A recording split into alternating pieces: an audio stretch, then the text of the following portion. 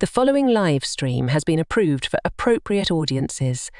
It may contain occasional strong language and may not be suitable for younger or more sensitive viewers. Viewer inebriation is advised, though not mandatory.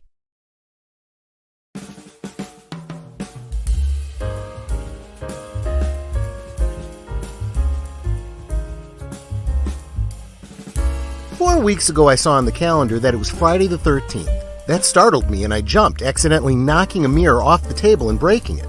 So I quickly threw some salt over my shoulder, knocked on the wooden cutting board, and went about my day.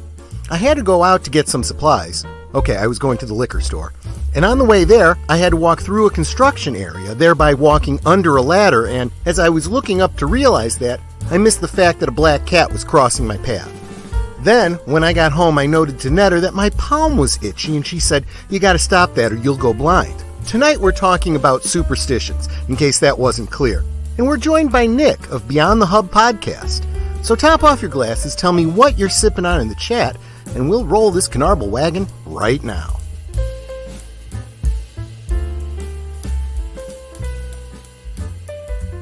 Last call is streamed before a live audience. Vasalud and welcome.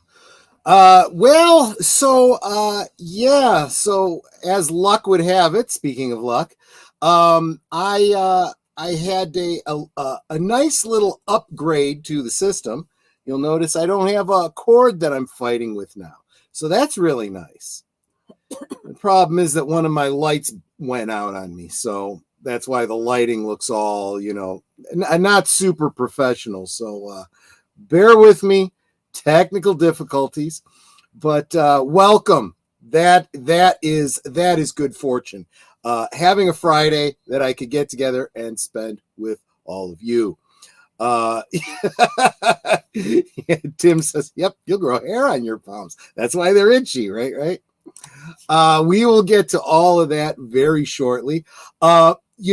Before we get too far into it, though, by the way, of course, as I said in the monologue, please make sure you let me know what you're sipping on in the chat. I am sipping on a brown mumbler, which is, in this particular case, is 3 ounces of that Sheffield and Clark and Sheffield bourbon that I got. I really kind of like it. And 1 ounce of sweet vermouth. This may be a double. I will neither confirm nor deny. With a little splash of 7-Up, and in this case, 3 drunken cherries. So there we go. Vasalud. I over the past week, I'd been waffling back and forth. What do I want to drink? What do I want to drink? And I was thinking, I could go with a martini, and I kind of wanted a martini. But then I started thinking, I kind of want a bourbon drink. And I was like, somewhere in the middle, right? So it looks like Clue is having a Grey Goose straight with occasional chilled water. Yeah, keep that hydration so you don't end up with the headache later on. And let me go back to the beginning and start saying hi to everybody. Starting with Lady Mist, who was the undeniable first. She was here yesterday. Welcome. And of course, Matanui stops in to say hi. Curtis Selby saying hi over on Netter's channel. And the bird woman of YouTube, Connie Cleary. Welcome. And there you are, my beautiful dear. Netter of Netter's Network. Let's get her in here and ask her how you doing, my dear, and what you sipping on tonight. I am doing well, considering that it was a horrendous day at work today. I'm two-fisting it. I've got a Kahlua and cream, and when I finish that, I'll be drinking a Waterloo sparkling water summerberry. There you go. And going off of what you said about you got your new earbuds, remember, people, how I'm always saying that when you support us, any monetary things are going back into the channel. That was one of our upgrades. Troy got earbuds so that he doesn't have to be tethered to the computer or whatever. Now I got to improve my lighting. So I thank all of my producers who stream who I thank in my closing credits every single stream. And welcome. Why isn't it coming up? There we go. Big Al presents Hello, my friends. Hoping everyone is having a great evening. And thanks to those who joined him for the Black Cat rewatch. That was just too perfect a timing. Did you plan that to be on the day I was talking Superstitions, Black Cats, and so forth? That's a good one. But it's a great movie. If you haven't seen it, make sure you check that out. That's an original Universal Monsters. Monsters? They don't actually play monsters in that movie. Well, you get what I mean. Let's see here. And although this wasn't actually him speaking, I'm going to use it as an excuse to bring him in here because I know you have all been concerned. Everybody has been kind of flooding me with questions. Aged Boomer, how are you? Everyone has been asking, and what are you sipping on? I am doing fine, and I'm sipping on a carton of emergency drinking water provided by my state government. How did everything? Speaking of luck, whether good or bad, how did everything go with the hurricane? Lucky for me and mine, not so lucky for some other people, but we will persevere and hopefully get through this as a state. And I know you and the family are all okay, and the house is okay as well.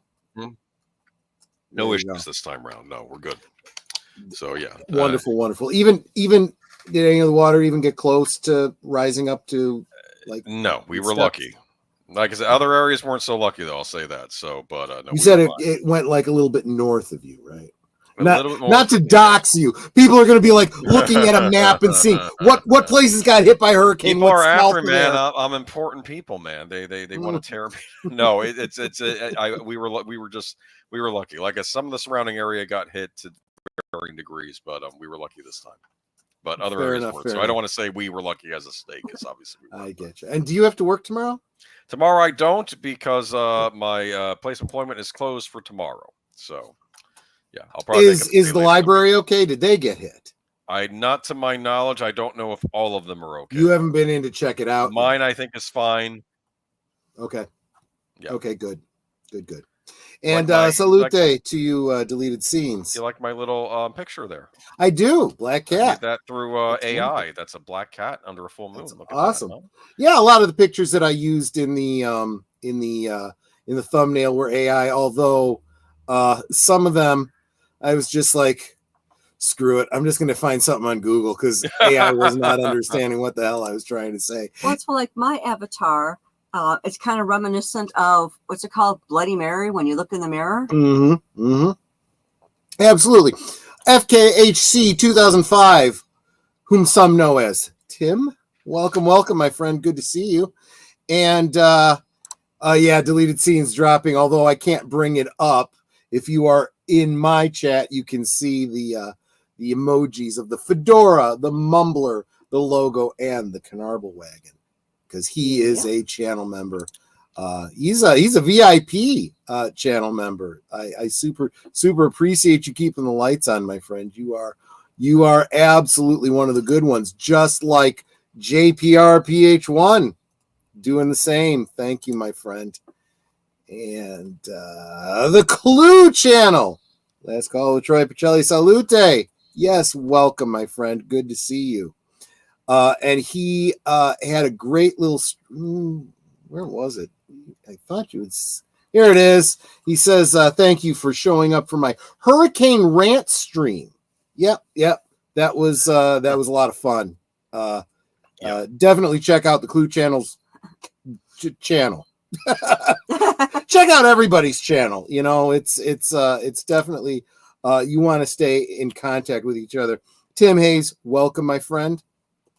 And Space Fraggle, whom I call Troy, he's got a really good name. Yes, and I answered his question right about your channel name and gave a link to get to your channel. Okay, fair enough. Thanks, Troy. I'm not drinking anything at the moment, but maybe later. That's perfectly fair. And it doesn't ever have to be alcoholic. I know that some people do not imbibe, and that's perfectly fine. Rewatch was a complete happy coincidence. Yes, that is wonderful. I'm glad to hear it. That worked out just perfectly.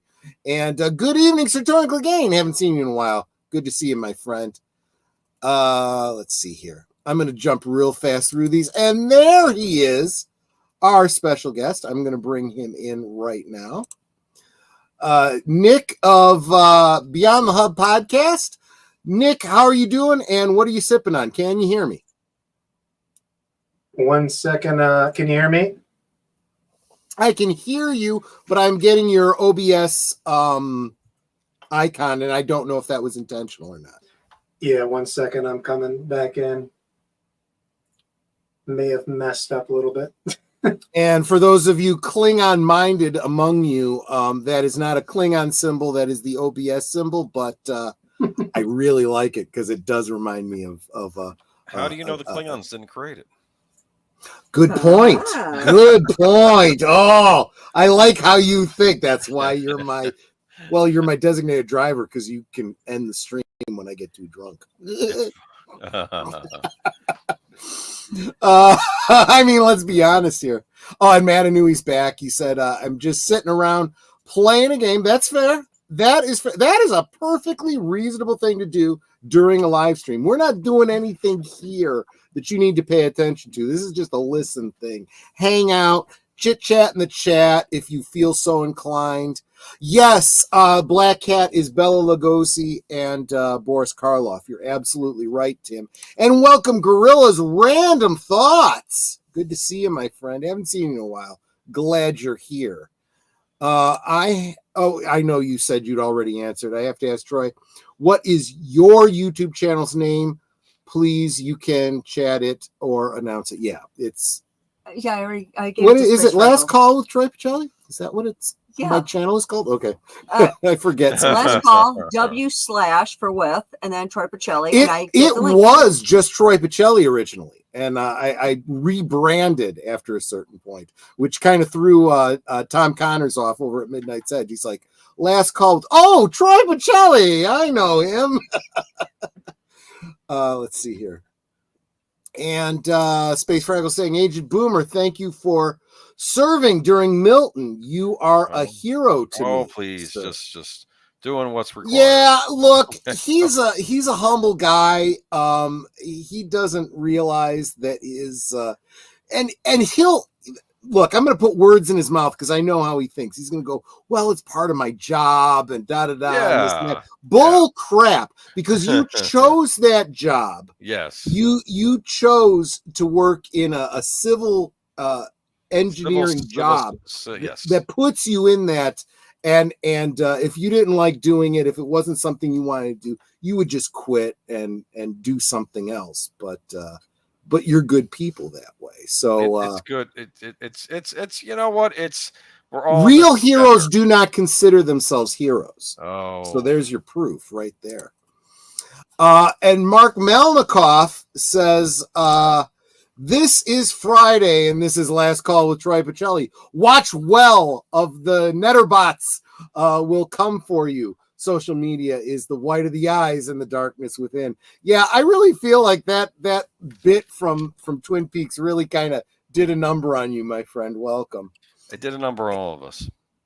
And I'm going to just real quick make sure I haven't missed anyone. And I didn't know who Troy was until Deleted Scenes was a guest on this live stream. Then I realized Troy was the same Troy on the Retro Blasting Patreon along with me. Then I found their friends. Yeah, that's really how community works. Speaking of community, make sure that everybody is subscribed to Beyond the Hub podcast, linked down below in the description. He's been on before, but some of y'all. He's been on my channel. He's been on Netter's channel. Troy's still my guest. Absolutely. Oh no! Are you kidding? You're like YouTube royalty. You're a big channel. I'm honored to have you here, man. You know. To answer your question earlier about what I am drinking, I actually brought out a vintage. This is a rare We have a Mountain Dew Code Red Zero Sugar. Good luck finding this. Wow. Good luck finding This is not a sponsored stream, but So that's not this there's is what zero he's drinking sugar. tonight. There we go. Code Nice, Red. nice. So all the caffeine, none of the sugar, right? Yes, That's how it works. exactly. Okay, fair enough. Fair enough. Yeah. So so tonight we are talking superstitions. And I'm guessing that despite the fact that Aged Boomer went through a hurricane this whole past week, and I've had very little contact with him this past week, he still managed to put together some sort of a slideshow or something. A little one. Because he's so much more organized than I am. That's the real reason I have him. So basically, I didn't have too much time, of course, to work on this, but there was some downtime when I was at the shelter. So I put together a few images through AI, and I figured we would. Oh, wait, that's not the one I want. Real quick, Clue Chell says, Q Stevie Wonder very superstitious. Yeah, I had that song going through my head. And then when I think it's out of my head, Netter's like, I'm like, oh, I just got that song out of my head, damn it. There we go. We'll do that one. Oh, and by the way, now I'm canceled. But I did pick up a book called The Book of Superstitions. So when I read from this, when I read about each of these, they'll be coming from this book. This is by a writer named Shelby O. Atmani. So. Okay. This was sort of I have an older book called The Encyclopedia of Superstitions, but it's in storage somewhere. But just wanted to give credit to the author if I read from her work. That's absolutely fair. Good on you. See, yes. Again, a guy that works in the library, he's gonna cite his sources and talk about exactly. books. Nick, well, just remember you got control, so you can bring it in and bring it out anytime. I can do anything. Yeah, that's why you're the designated driver, Agent Boomer. Oh you my can do goodness. that anytime you want to. Okay. Just like it was your own stream. But well, I don't want to be Deborah Paget pics to put up here. I'm sorry. No. There we go. Anyway, careful, I'm within throwing distance here. Nick, do you have a passing familiarity with superstition, right? I mean, it's on brand for you. No, definitely. I have some superstitions that I always feel I can never remember which one it is because it's always like I always hear like they're ringing in the ears and I always forget what that means. Huh. Well, for me, it just means I spent the day at the range and now I have tinnitus, but that's just me. Well, that too, but like I guess there's a specific one to the right ear and the left ear. And I have this pulled up here. So right ear is positive talk. And that if your right ear is ringing, someone is speaking well of you. And so left ear, that means someone's talking crap to you. See, like I said, I tend to get it in both ears. So that means nobody's talking about me because, I'm not that successful YouTuber that people talk about me outside of the streams. But so is this, I'm guessing this picture is the first one you're bringing up, Boomer. It's the full moon. And I can, unless someone wants to talk about something else, but I can bring up what's known as full moon fever. Have you heard of this? I haven't heard it called that, but I'm guessing I kind of have an idea of it, but all right. Go ahead, explain. So this is from wait, real quick. Yes. Just a little bit of lunar lore, right? Mm-hmm. So those of us of a certain age look at this image of the full moon and we see Jackie Gleason, right? But the important point is that for generations, for over 1,000 years, people have looked at the moon and seen a face. Not specifically, Jackie Gleason's, but that is referred to as the man in the moon. Why is that? It's what do they call that when you see faces and patterns and things? Like pareidolia? Pareidolia. Seeing a cloud that looks like Elvis or something like that, or Yeah, exactly. Okay. Oh God, don't even get me started on clouds. We got Sir Torrin Clegane in chat, and I was in You're a Good Man, Charlie Brown. I see Mount Rushmore, Thomas and George waving at me. Clouds from the. Oh my goodness. We got a shout out from Space Fraggle, who's a channel member. He's dropping. He's saying hey because he is a channel member as of today. Welcome, Space Fraggle. Nice. I am going to have to update my my outro and my closing credits. Thank you so much. Yep, see, I knew he would know. What do you see? I see the ceiling of the Sistine Chapel. I see the Astrodome. I see the fall of Rome, the Pyramid of Khufu. You too? 7 wonders of the world, world. Yes, I played Linus. Just Linus. Absolutely. I'm sorry. I know I've gotten off on a complete tangent, It's but okay. the full moon. Tell us about it, Age Boomer. Okay. So, according to this book, Shelby says weird things just seem to happen more frequently when the moon is full. I remember being in school and hearing. Oh, wait a minute. I'm sorry. I'm interrupting you, but I just found it so funny. He says, wait a minute. How far into the stream are we? Oh, we're 23 minutes in. I can say this. Hello, all. I just got home. Traffic was Samuel L. Jackson, a total motherfucker. Dude, So does he live in Florida? Well, yeah. Well, I find it people are fleeing interesting and now that they're you coming can say back. motherfucker and YouTube doesn't give you crap about it. So unless, I don't know, maybe one of my blue wrenches, knows me well enough to have let it through. I'm sorry, Boomer. Go ahead about the full moon. Okay, so weird things just seem to happen more frequently when the moon is full. I remember being in school and hearing my teacher remark that it must be a full moon because their students were acting particularly unruly that day. Apparently, puberty and a full moon don't mix. Sure enough, it often seemed that these remarks lined up with the incoming full moon, either that very night or just a day or two away. And while the physical effects of the moon on Earth are clear, its gravitational pull controls the planet's tides. It seems to have some influence on our psyches as well. The belief that a full moon brings chaos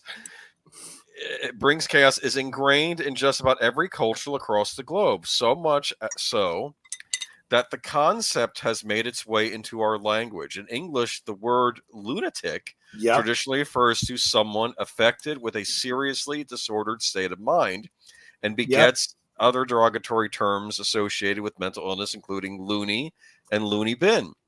The less problematic and colloquial definition we've adapted today is more along the lines of wildly foolish.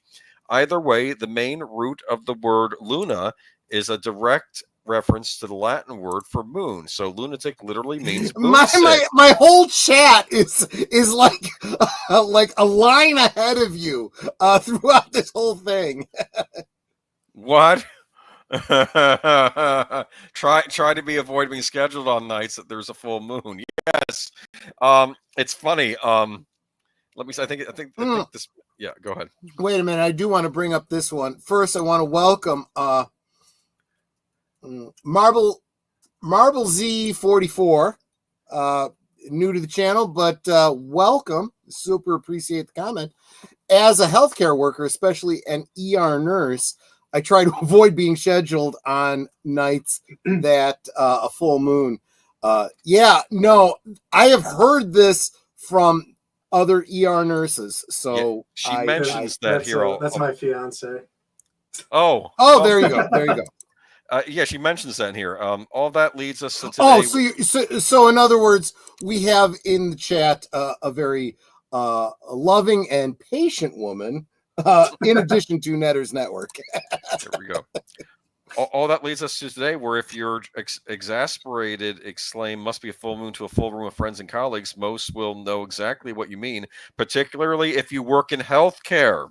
There have been several surveys and studies done at hospitals to see what superstitions persist. Boomer, we don't even need your notes. The chat is just kind of... Let me finish the sentence, okay? And in many cases, most participants believe that the patients were far more chaotic and aggressive when there was a full moon. Of course, why do you think... Yeah, go ahead. No, go on. She says, of course, it's no surprise that the superstition runs particularly hot in the healthcare industry and the education system, as both fields are notorious for staff burnout and overall dissatisfaction. This is the author, not me. Well, why do you think that is, though? With I mean, if it could affect I've talked about this before. If it could affect the tides, isn't like 60% of our body water? Yeah, that's a good If it point. affects the tides, you can't. What do we say? It can't affect us. I mean, it has to, right? Yeah, I suppose you make a good point. Well, I'm gonna make a point, and I don't know if I'm getting ahead of you too, Age of Boomer, but the lunar cycle is an almost monthly cycle, just like shall we say the female menstrual cycle. I am going to point out that that connection has been made many times in lore and Hollywood when they talk about the whole concept of the lunar connection with the werewolf, and they use it as an allegory for menstruation. Just saying, I don't think we pay enough attention to how the lunar cycles impact our biology, the world around us.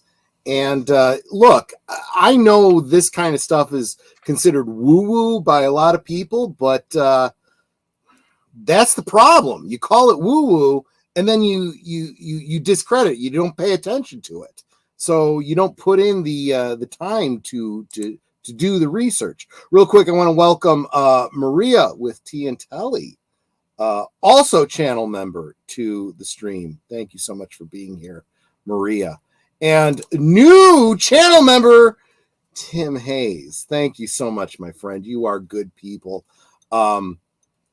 Thank you. Yeah, no, now you guys are now forcing me to update my my outro. Thank you so much. Woo woo.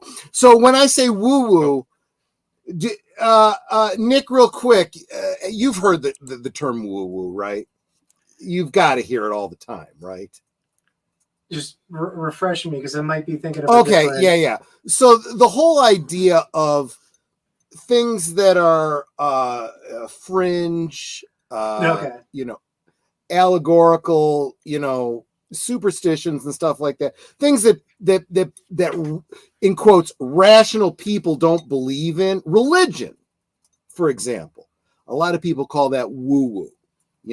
It's the things when Shakespeare talks about there's more in heaven and earth than is dreamt of in your philosophy, Horatio. That's the woo-woo that people are talking about. It's the non-scientific, the stuff that you don't normally have an in quotes rational explanation for. Let's face it, the stuff that Nick talks about all the time, right? Oh yeah. And Nick, I'm not saying this in a derogatory way. Obviously, I'm, one of those types that understands there is more in heaven and on earth than is dreamt of in philosophy. Yeah, that's the thing. The more you talk about these things, the more other people might have similar experiences and thoughts about it. And I don't know everything. I don't claim to know everything. I just like to talk about things that aren't normal. Lately, I've been going through a little bit of a crisis of faith, so to speak, more so than usual.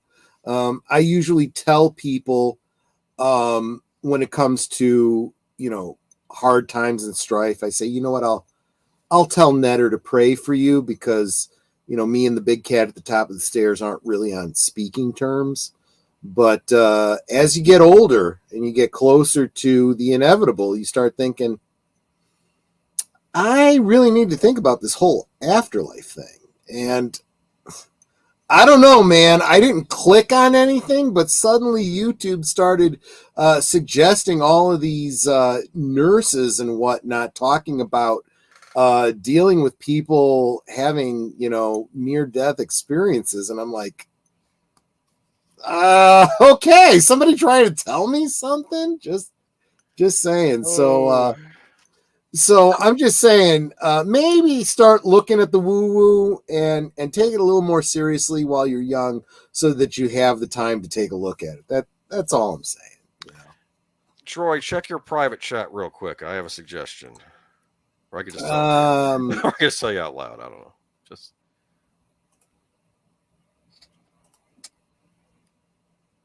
Oh yeah. Good point. You could switch Good them point. with my pick. What the hell, man? No, it's okay. That's why I'm telling you now. The chat picks were this dude. It's okay. Boomer. Mm-hmm. You are the designated driver. You are capable of doing those things too. You don't have to send me a private chat. I didn't know I can do that. You have complete power. control. Okay. You well, control the horizontal. You control the vertical. Nick, are you old enough to catch that reference? The horizontal and the vertical? Okay, so there was a show back in the Netter, help me out. Was it the 60s? Yes, I 60s, think so. Early 70s, but yeah. Yeah, The Outer Limits. Actually, I can tell you exactly. There was a remake of it, like in the 80s or 90s. Yeah, I remember that one. But there was this. Wait. That's a new one. Let me get the. See, when was the new one? The new one was 1995. Jeez, that's more recent than I thought, and that was still a long time ago. Yeah, I know, Nick. I'm sorry. I know you're the young in the team here, but a little bit. I'm not picking on you. The beard helps. 1963. Oh shit! That's even before my time. 1963 to 1965. Yeah, so you know the Twilight Zone, of course, right? Yeah. Outer Limits was kind of like that, but more towards the science fiction, not so much the completely out there. But the show started out with these wave patterns. We control the horizontal, we control the vertical. It was like some aliens were beaming a message into your television during this particular time slot or whatever. Sorry, got off on a tangent. Holy crap, we haven't even gotten past the first topic. Well, I think we've wrapped up the full moon though, but any other experiences with the full moon? I know it's tied to werewolfism, right? Yeah, and honestly, let's be honest, that's kind of connected to the whole lunatic concept, and right. I was not speaking out of the side of my mouth when I was talking about the female menstruation cycle, because there was a series of movies called Ginger Snaps. Check that out, and it definitely uses menstruation as an allegory for the whole werewolf thing. So okay, yeah, should we do another one? Yeah, go for it. I don't mean to interrupt our guest too if he had any ones you want to talk about too. I mean, we got time. All right. We don't have to do all of these, so feel free to. What AI do you use for your? This is from a service called Canva. You have to pay for it, but Canva, it's like I want to say it's like a competitor maybe for Photoshop, but it's sure. I use like that one. I was just a lot of them came out messed up before this one. Okay. Dude, my high suggestion is it's a tool, so you get as close as you can, and then you use Photoshop to touch it up. Yes, that's the way you get really good stuff. You're probably wondering what this is all about, though, aren't you? I think it's just sweet. I can't imagine a superstition related to this. This is known as Flip the Baby. Flip the baby. Okay, so this is what Shelby has to say about it. I love to sleep, and I don't mean to brag, but I'm great at it. So great, I didn't even have to work at it. I always have been, and knock on wood, always will be a champ at getting a good night's sleep. As it turns out, I may be able to thank this superstition for my incredible talent. According to one old wives' tale, flipping a baby upside down and briefly holding them that way will get them on a regular sleep cycle. To be perfectly clear, I don't mean parents desperate for some solid sack time should be involving their babies in any Cirque du Soleil-esque gymnastics. You can say a lot about hang your baby upside down like a bat. Oh man, you can say a lot about the old wives, but you can't say they don't know how to care for a newborn. Instead, the myth builds that gently turning the baby in the air so that its feet are briefly pointed toward the sky is enough to change its and your sleep patterns. Isn't this interesting? So I guess we can't do that as adults. This is the kind of thing where I have to wonder if there isn't some very, very rational, logical, I mean, rush of blood to the brain kind of thing. I mean, have you heard about this, Nick? No. I didn't either. That's why Netter as a mother, have you ever? No, but hey, if that works to help me sleep, guess what you're doing tonight? I'm gonna hold. Well, I enjoy holding you upside down, but not for sleep. Now I'm seeing Troy in some harness. just saying. But real quick, let me say hi to our man on the other side of the world, Sashi. Flip the baby. Who's reselling babies? No, not that kind of flipping. They mean literally upside down. But yes, absolutely. Now I'm thinking of something from a Mad Max movie where someone, what do you do for a living in the wasteland? Oh, I flip babies. This baby will go for a lot more money. So Jesse Guajardo, welcome. It's very funny. You haven't missed much because we've gotten off on so damn many tangents. You're only on the second topic second here. one. Well, we don't have to spend too much time on this one, but so do we well, let me ask Netter, because she's the one on the panel who has actually raised children. So Netter, is this plausible, this idea that you play with the kids, you invert them so they get a blood rush, might wear them out and get them sleepy? No, you just let the little rugrats run around, wear themselves out, and you put them in bed. Well, there's that element of it too. My mother used to say, and this isn't so much a superstition so much as a home remedy. When the child is teething, so they're not sleeping, you soak a rag in whiskey and let them chew on it. I don't know. Mama did it the easy way. She dipped her pinky in a little bit of whiskey, rubbed it along our gums. Rub it on the gums. And you'd fall asleep. Because so you don't what happens? Want them to have too much. Two things. It numbs the gums a little bit, and it's alcohol. So you get sleepy. That's why you don't do a rag that's too much alcohol. That's why you do just a little bit on your pinky along their gums. There's the problem. Mom gave me a rag soaked in whiskey. Now I'm a boozer. Okay. Yes. Okay. You moving on? There we go. Okay. and at the deference to Nick's fiance in the chat, I didn't mean to. Let's not scare you off or anything. We're just playing around here. All right. So, you like them cookies right there? Now I'm getting hungry, man. What's this all about? Okay, this is under the category of sin eating and funeral biscuits. No, sin eaters are not the bad guys in the cut-rate Harry Potter knockoff. And while the term makes for a great band name, that's also not what this is. Instead, sin eaters were everyday people like you and me who would symbolically consume the misdeeds of someone recently deceased in order to guarantee them an easy passage into the afterlife. Often, this thankless role was assigned to one person in the village who would be hired to attend local funerals. I don't want to get in trouble. I'm sorry, go ahead. It was assigned to one person in the village who would be hired to attend funerals and eat food, usually bread, that was served directly on or around the corpse, symbolically eating away the sins that this person carried in life. Sin eaters were fairly common across the United Kingdom and other parts of Europe in the 18th and 19th centuries. The person who filled the role was often a pariah in the community because they willingly took on sins for money as though they were the devil's mercenaries. That said, these brave and or apathetic souls were called upon by families to ensure that their deceased loved ones gained swift entry into heaven, particularly when their death was sudden, since theoretically they hadn't had a chance to be absolved of their sins before passing. Even though sin eating came from the desire to help deceased into heaven, the various Christian churches were not thrilled by the practice and in some cases considered it heretical. It was never outright banned, but sin eating became taboo, with the church eventually linking it to the practice of magic.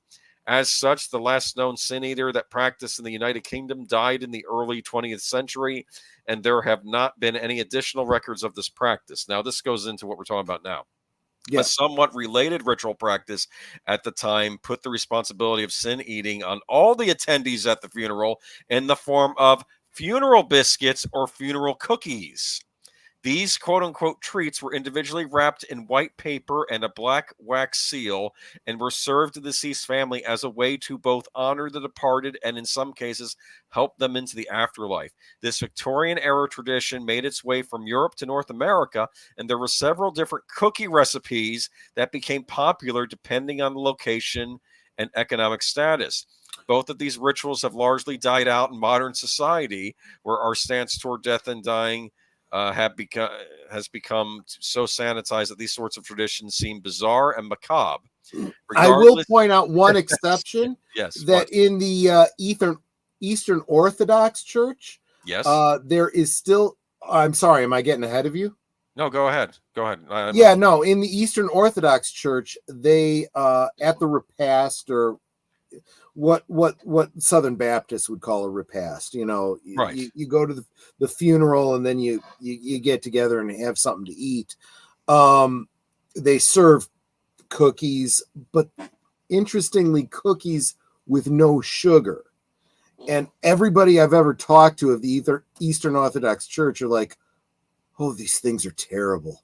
It's like you eat one, out of obligation, but they taste terrible because there's no sugar in the cookies. This reminds me, of like Passover when they eat kind of bitter herbs. I think in the that's actually a great point. Yeah. But let me back this up a little bit and say I'd never heard of this. Nick, real quick, have you ever heard of this before?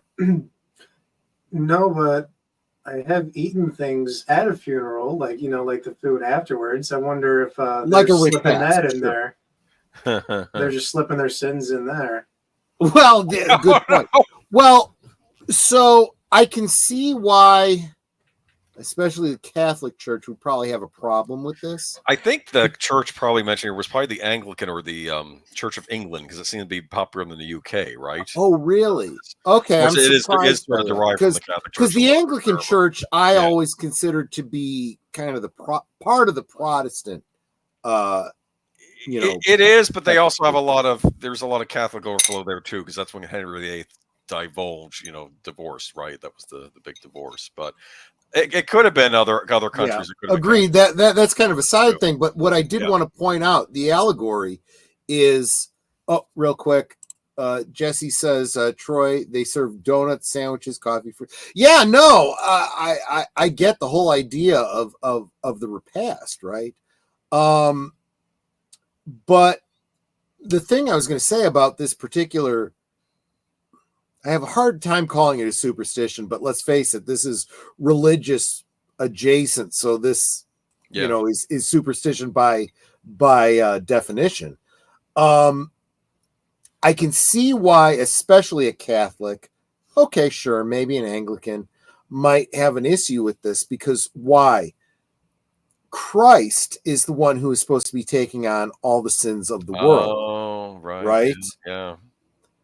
But I will push back against that on this one particular thing. There's a scripture that talks about, and although I know my scriptures, I don't know them by chapter and verse. So if someone wants to look it up, feel free.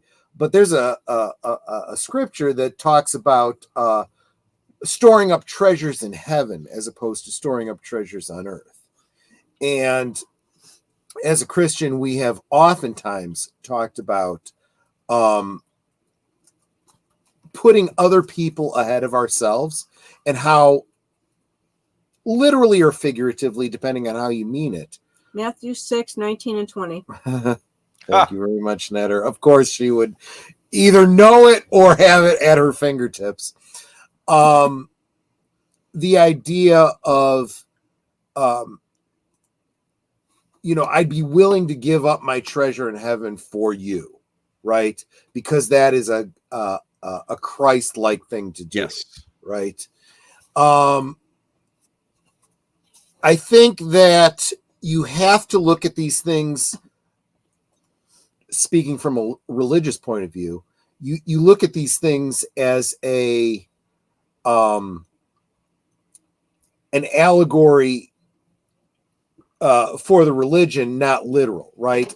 So I don't think anyone is able to take on the sins of somebody else, but you're basically saying, effectively, I am willing to give up my treasure in heaven for someone else. For someone else. Because Christ has set the example for me. Is that fair, Boomer? Boomer is the resident Catholic here. Well, no, I've never heard of this in regards, because this is a Victorian era. Like, maybe it did occur in Catholic countries and it was frowned upon, but it seems to be associated a lot. But it also was in the United States, so maybe I mean, it's.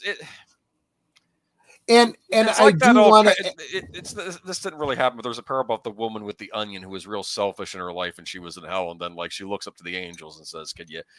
I gave someone an onion once. I said, "Okay," and then when the angels hands down the onion for her to grab onto to lift her out of hell into heaven, and then she grabs the onion, and then other people in hell are kind of trying to grab onto the onion too. And she says, "No, it's mine, it's mine, it's mine." Trying and then to shake them loose, and then she falls because it's like her one thing. Because she didn't really change her behavior, did she? She didn't become selfless and like try to help other people. Yeah, it's not. It's just a story. It's not really canon. So the only reason I do want to open this up to our guest Nick, but at the same time I don't want to put you on the spot, and you don't have to be open about your personal religious convictions or anything like that, but any thoughts on this particular topic? You say it's weird if you want. Yeah, no, that's perfectly fine too. Yeah, exactly. No, I was raised Catholic. Like I said, I'm sorry. Hey, I'm sorry. Here we're a country of many. Netter being the Anglican here, me being the Reformed Catholic, pseudo Protestant. So you got to expect that. That's right. Anyway, go ahead. I'm sorry, Nick. Go ahead. No, I have never heard of this before. Like you said, like they do serve food still. Yeah. I wonder if that's just a tradition they just kept going. And maybe they updated the food to actually taste good. You brought up okay, so that brings up something else, Nick, something to think about. What is the whole concept of the repast to begin with? Because actually, in a lot of Southern Baptist church, there's a repast, not just in relationship to a funeral, but every Sunday after church, just an opportunity to come together and share a meal with the fellowship. Why is that? Because that is part of fellowship. The breaking of bread is not just the symbolic Eucharist, the communion and so forth. It is the very basics of life, literally breaking bread together and sharing a meal and community and so forth. So there is that element of saying food is symbolized by, a cookie or a biscuit or whatever. We talk about it in terms of communion, right? With the fellowship and with God and with Christ. What is the Catholic saying? When we eat this bread and drink this cup, we proclaim your death, Lord Jesus, until you come in glory. Yes. Right? Yes. It is, we are partaking of, and this also goes to the Jewish tradition of the Passover, right? Well, that's when the Last Supper was happening at Passover. Exactly. Yes. You gotta, if you are a Christian, you must understand Judaism as well. You must understand what Christ and his disciples understood at the time. The symbolism behind all of this stuff harkens back to the Old Testament. You have to understand the sacrificial lamb, which is what they ate at Passover, that you put all of your sins on when it was sacrificed, right? And then you partake of this this lamb meat at the Passover. So maybe it's something that derived from that. When Like Christ said, yeah. when Christ said, "This is my blood, this is my body," he was talking about that Paschal lamb. Right. I am that Paschal lamb, is Right. what Christ Makes was sense. saying. Yeah. I am taking on your sin for you. I am the fulfillment of that promise that you guys have been following all this time in the Old Testament. Right? So I honestly don't see how this could be a bad thing. In spirit, you're basically saying, we're willing to do what Christ did. Given the opportunity, I would suffer for you because you're my brother. Do you think they give you any milk with those cookies, though, at the funeral? I'm just I'm kidding. I don't think there's any requirement against it, so I don't see why not. If you don't mind, I don't mean to take over, but sharing a meal is a value we have lost. How many families eat as a how many families eat as a family nowadays? Yeah, no, good point. Yeah, you make an excellent point, Troy. Thanks. All right. Geez, no, I'm not. I'm too drunk to be preaching, so don't say amen to anything I say. Right, and Jesse Corhardo saying, yeah, in Catholicism, the vine is the blood of Christ, and the bread is the body. Absolutely, of Christ. Right, absolutely. But, you have to understand what that symbolism means for it to have any meaning at all. Yeah. Anyway, let's move on, though. Jeez, wow, but the guy. You don't like that? Yeah, it kind of freaked me out. What's going on here? This is the evil eye. Oh, something my grandmother used to talk about all the time. Plato, the cookies are gone. We're past that now. This is all, this is a very European thing. This is a very Italian thing. Yeah. Yeah, you might have some insight on this, huh, Troy? Huh? Sure. Stories. How about our guests? Any thoughts on the evil eye? Anyone give you the evil eye? I've gotten the evil eye many times as a kid. Oh, is that a book? Not only that, I feel like so many comments I see on the interwebs these days and social media are the modern equivalent of the evil eye. Am I wrong? Yeah. I don't think I'm wrong. This was interesting. Go ahead. So Shelby goes on to say, as someone of Moroccan descent, I am very aware of the threat the evil eye poses. My late grandmother was quite gifted at sensing when the evil eye had been cast upon a member of the family and counteracted the curse with prayer. Her work was mysterious but surprisingly effective, as one particularly miraculous recovery from a case of food poisoning showed me. As a kid, I was gifted a necklace with the classic blue and white evil eye pendant, which I still have today. So what exactly is the evil eye then? Is it a curse or an object? It happens to be both. The evil eye is an overarching term for negative thoughts or looks tinged with envy, either for the life you live or the things you own. While each culture has its own take on who can cast the evil eye and how sometimes it is power reserved for shamans, in other cultures it is available to all and can even be cast accidentally. The consequences are roughly the same across the board. Many people believe the curse can cause real harm, from accidents to severe illness and death. But the evil eye also refers to the actual talisman that you can wear on a necklace or bracelet or hang in your home for protection against the evil eye itself. The earliest origins of the evil eye talisman and its protective properties can be traced back to ancient civilizations from Mesopotamia to Greece, where it was believed the human eye could cast invisible rays of energy that were strong enough to kill. The eye-shaped talisman, meanwhile, was capable of counteracting this ability power with its own potent rays. Most often, these talismans come in beautiful azure blue, a tradition that can be traced back to Turkish artisans roughly 3,000 years ago, who fashioned them as a tribute to Tengri, a god whose name was synonymous with the sky. So whether you wear an evil eye charm for protection, fashion, or both, rest assured your accessories' ability to keep you safe is backed by centuries of faith and strength. I'm kind of curious. If we believed in ESP or telekinesis, this could be an explanation for people in the past having telekinesis and doing harm to somebody.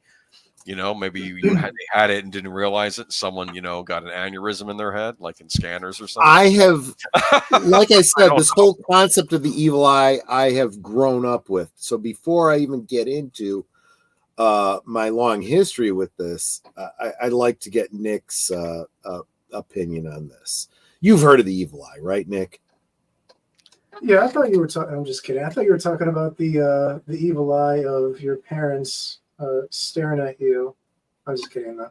But Maybe you were it's talking No. about No. I'm just kidding. I don't want to ruin the I'm just joke, kidding. but it's actually a good point. I'm just going to interject real quick. Mhm. My take on the evil eye, based on what my grandmother always said, and my grandmother described it as the curse, right? You curse somebody with the evil eye, you know. But as you grow up and you think it through, the conditions that she described, this is the negative energy you put on people, right? The Karen that cuts in front of you at the supermarket, and you give her the evil eye, right? Mhm. You give her, or you know Or the what? stink eye, I've heard it called. The stink eye. Yes, absolutely. It's that negative energy you put on somebody, right? Going And, into the English tavern when you come off the moors and the villagers give you the evil eye when you're vacationing. It's like, and so this is real big with the concept of the curse, the Romani people. It's very strong. The Italians, but I would argue that this is a very negative thing that you want to guard your heart against. If you're putting the evil eye on someone else, you really need to focus on your own heart, maybe do a little praying and meditating, and get your own heart right first. what if some Chad stole my girl, or it's like If your girl is stealable by some Chad, he did you a favor, my friend.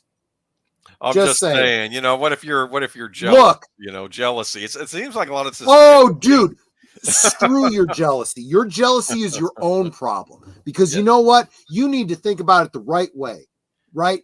I know, sure as sugar, that there is no Chad out there that could steal Netter from me, because Nope. she is a better person than I'll ever know. And all- she's made her choice, and every year that's gone by, 30 some years now, that she hasn't smothered me in my sleep is her choice. not to want anyone but me for whatever reason. I am not going to question the fact that she's nuts and blind. I am going to relish that fact. Oh, wait a minute. I did just get new contacts, so I'm not blind anymore. Okay, fair enough. Oh no, you just I reminded know I'm me. in trouble, right? No, there's this terrible movie with Blake Lively where she's blind and married this guy, and like she gets her eyesight back, and like he doesn't like it because he was more possessive around her, because I guess he's not as good looking as but she was fine with Wait, it. this actually sounds like a movie I'd like to see. It's What's this terrible. called? I don't know. I'll find the name of it later. If someone Yeah, looks find it. like Let me Lively, know. fine. You're telling me it's a bad movie, but the premise Terrible, sounds cool. awful. It's like a Real bad, quick, I want to bad say story. hi to I don't know how long you've been here, my friend, but Cyberpunk Dystopia, welcome. You guys know how it goes. I'm an hour into this.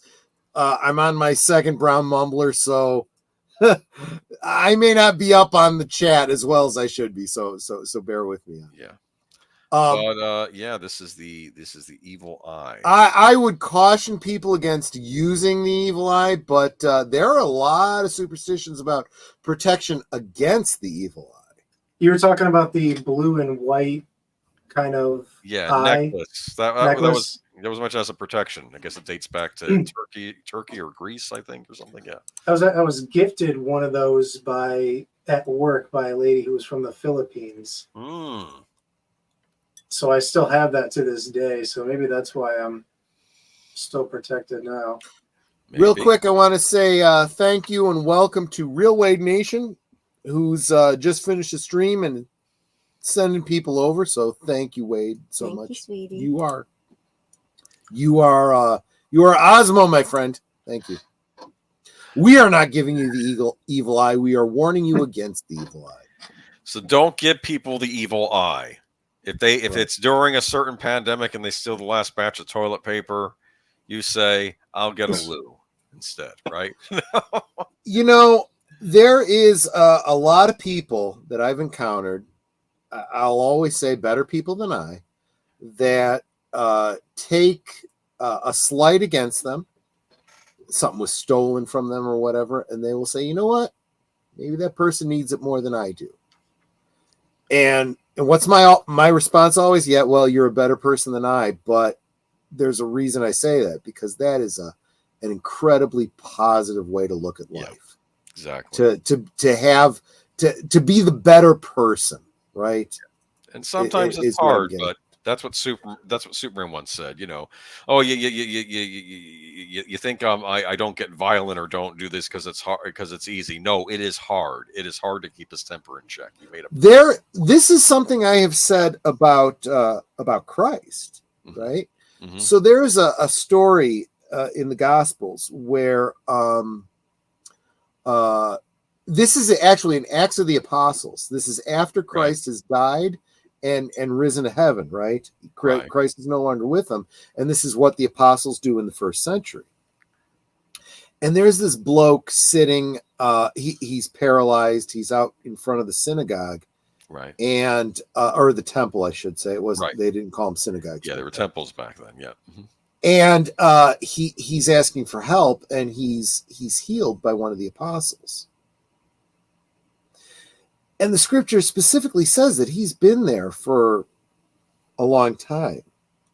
And a minister that I had pointed out regarding the scripture, says, do you realize that if he was there as long as the scripture says, that means Christ saw him many, many times and never healed him? Why would Christ pass him up and not heal him? Of course, none of us were intelligent enough to come up with the answer. He goes, I'll tell you the answer. He left him in his condition to give the apostles the opportunity to heal him later. He had a plan, and he knew it. Interesting. So this idea that you have a purpose in life, maybe you need to suffer for now because the resolution of that is going to bring glory later, is a good thing. So it's something to think about. You know what's interesting? That's almost like the opposite of the evil eye concept, though. How Mm-hmm. you think, like, this is supposing that there's paranormal powers for you to harm somebody, but we also have regular things we do every day that could do harm to people, and they may not be otherworldly in origin, right? But we need to do the opposite. Maybe see what we can do to help somebody, if it's a small thing, right? There's an idea. Yeah. Unless I know it by a different name, Darth Plato, I'm not sure I recognize what you're talking about. Please share, because that sounds interesting. It might have been something C.S. Lewis talked about. I know he had mentioned something about that in one of his... I'll tell you what, if you are Christian and you haven't read C.S. Lewis, you really should. Yeah, Anthony Hopkins played him in a movie, and he was talking about it in one of his speeches. So, yeah. But Nick, by all means, interrupt us at any time. If you have anything left to say about the evil eye, or should we move on? No, you can move on. All right. Yeah. Alcohol abuse. I just well, spilled. You know what? We're gonna go from what's this? Well, it's supposed to be a Ouija board.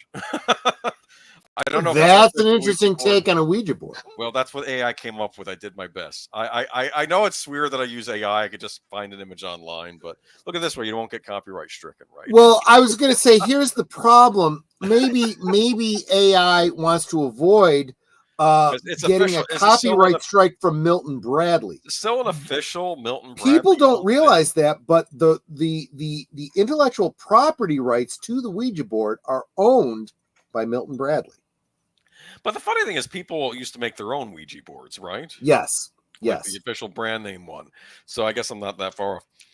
The Ouija board demon. Has the temperature in your room suddenly dropped? Are your windows shattering for seemingly no reason? Are you or your loved ones waking up with inexplicable scratches all over your body? Oh, you or your loved ones. Okay. If you wait a minute. Yeah, no. Go ahead, because we need to hear about this. We've had that problem here. What, the Latino community? No. Oh, okay. The scratches on the body. Oh, the scratches on the body. Okay. If you answered yes to any of those questions, you may be being haunted by Zozo, the Ouija board demon. Do you know about this? Hold on. Zozo Yes. is a mysterious and malicious demon that can only be summoned while using a Ouija board. So Which is he's interesting because in the Exorcist lore, Pazuzu is called up by a Ouija board. right. I've never heard of this name Zozo before. Maybe it's a take on Bazoo. Okay. So I'm betting it's related to Pazuzu. Yeah. okay, so he's pretty easy to avoid, but once he's made contact, he can make your life a living hell. Just ask Darren Evans from Oklahoma. Evans is largely credited for bringing the legend of Zozo into the public eye after posting a story of his alleged encounters with the demon on a forum called True Ghost Stories in 2009. Yep. The He was on post- Ghost Adventures. Oh, you've heard of this. Okay, good. Yeah. The post details initially innocuous and even pleasant interactions with what Evans thought was a friendly spirit or even the spirit of someone he had intended to contact. Ultimately, though, the interactions became more hostile as Zozo revealed himself through clear threats to Evans, his wife, and then infant daughter, who allegedly experienced several life threatening incidents following a particularly intense interaction with the demon. The post on the original forum has amassed hundreds of replies sharing similar stories and encounters with a spirit that either directly introduced itself as Zozo well before they had even been aware of the name, they say, as well as the strange and downright evil things that have happened to them after making contact.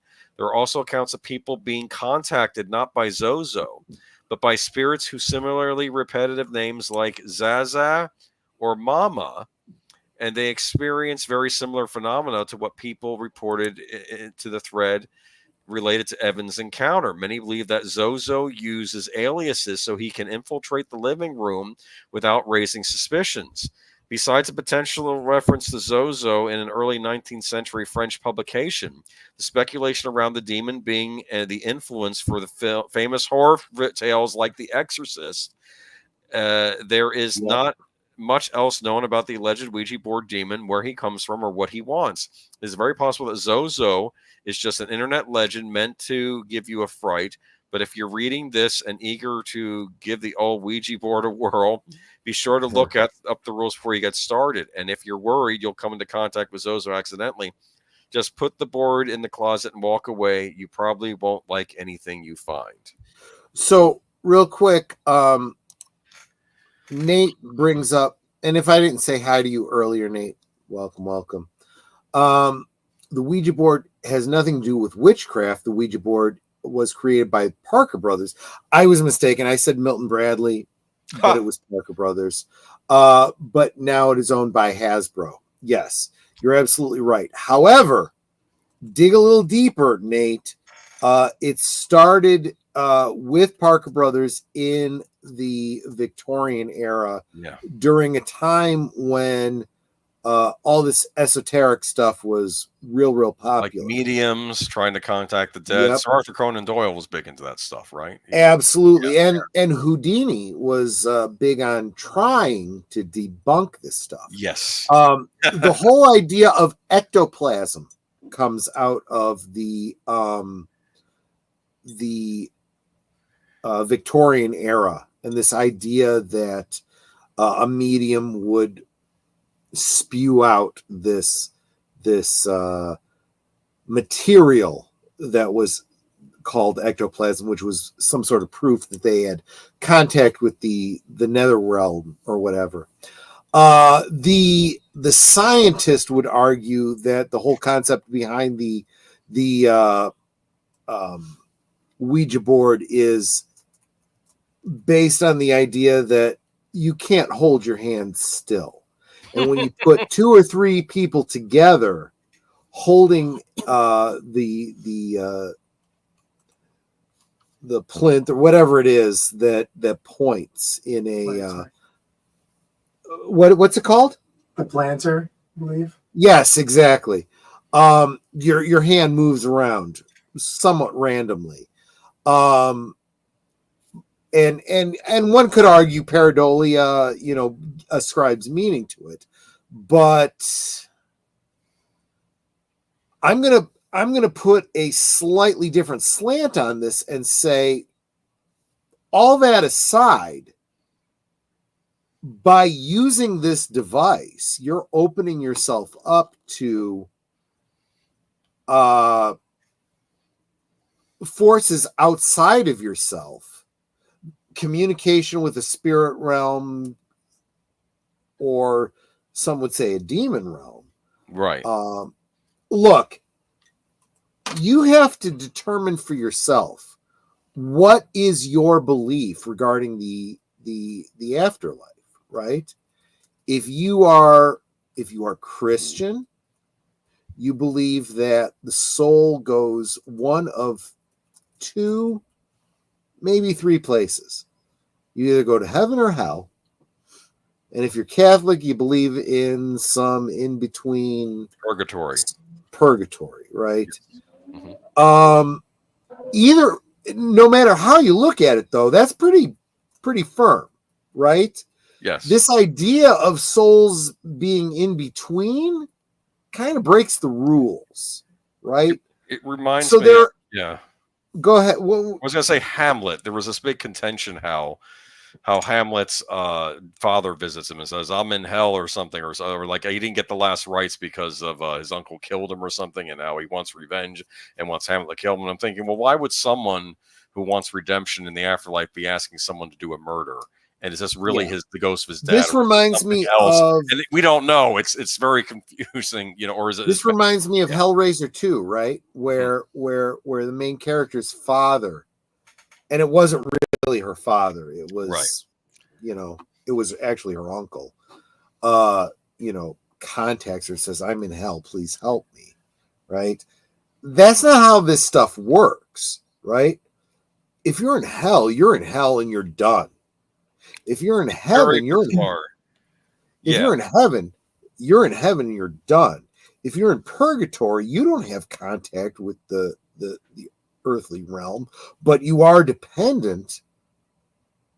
And correct me if I'm wrong, Boomer. My Catholicism, I'm trying to remember. But if you're in purgatory, you're hoping that there's people in the living world that are praying for you. Yeah.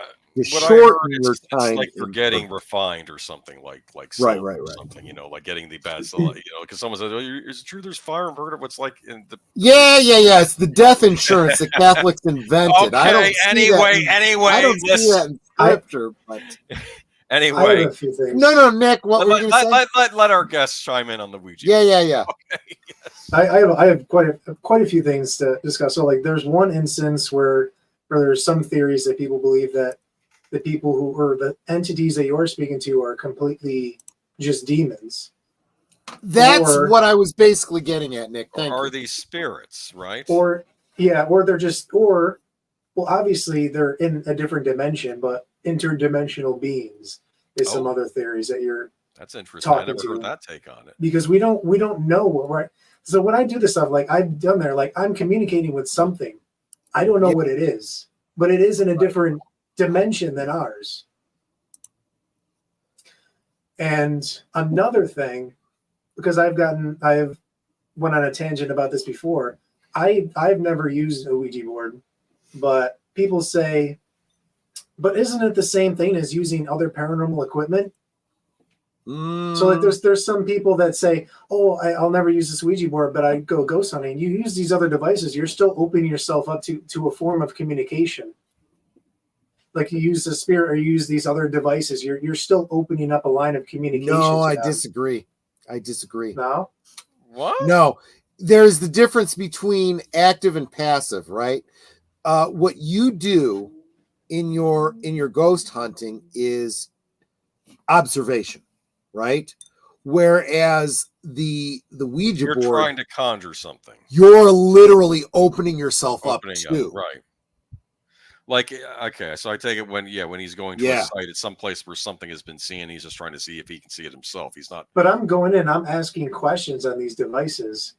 So in a way that's me asking, because I go in there, I say, I ask the same questions as you would on a Ouija board. Who are we communicating with? Are you there? You make a great point there, Nick. That's true. I guess I have enough faith in you, Nick, to know that you go into it with a guarded heart. You don't assume that you're talking to a specific ghost. You're guarded in the possibility that this is another entity trying to lead you astray. Yeah, there was a horror movie recently called Talk to Me a couple years back, Australian horror movie where people have this hand with all this weird symbols on it, and it's like a ceramic hand. When you grab it, you can see a ghost, and if you say "talk to me," it'll talk. Whatever spirits in front of you will talk to me. And these were some disturbing spirits too. But what I thought was interesting was, again, it's like you're sort of using something to draw it out, whereas I think you're just trying to use a device to communicate with something that's already there. Again, I don't know. It's confusing. I don't think I got to the resolution of my point. All right, and that's that. I think that in most religions, and of course I speak from a Christian point of view, but I think this is true of all religions. When you die, the soul goes where it's going to go. Heaven, hell, purgatory, limbo. You get what is it? The Buddhists, reincarnated, yes. Whatever it is, that's firm. So this idea of a soul getting stuck, either that's a kind of hell, or you're not talking to your loved one, you're talking to a demon. I remember in that one when that one Conjuring movie I saw, what was interesting thing about that is that there was a ghost in the house, but I think a demon was holding it at bay from getting to where it had to go, which I thought was interesting. I'm not saying this is based on any fact or the movie. I will say this to anyone listening to this stream tonight. We're not giving firm definitions or answers. We're throwing things. We're just speculating. Yes. The reality is, again, this is not divine intervention, but this is Shakespeare. I do believe was inspired. There are more things on heaven and earth than are dreamt of in your philosophy. So we don't have all the answers. And I do believe that there is something unknowable from our particular vantage point that represents itself in an afterlife. And it's worth thinking about. Real quick, I haven't seen him in a long time, so I want to very warmly welcome Godless Scummer. Haven't seen in a while. I'm definitely a huge skeptic when it comes to the Ouija board. Look, let's face it, Godless Scummer, you are a huge skeptic, period. And I consider that a good thing. There's nothing wrong with that. This is philosophy, right? This is it is appropriate to apply the scientific method to all of this.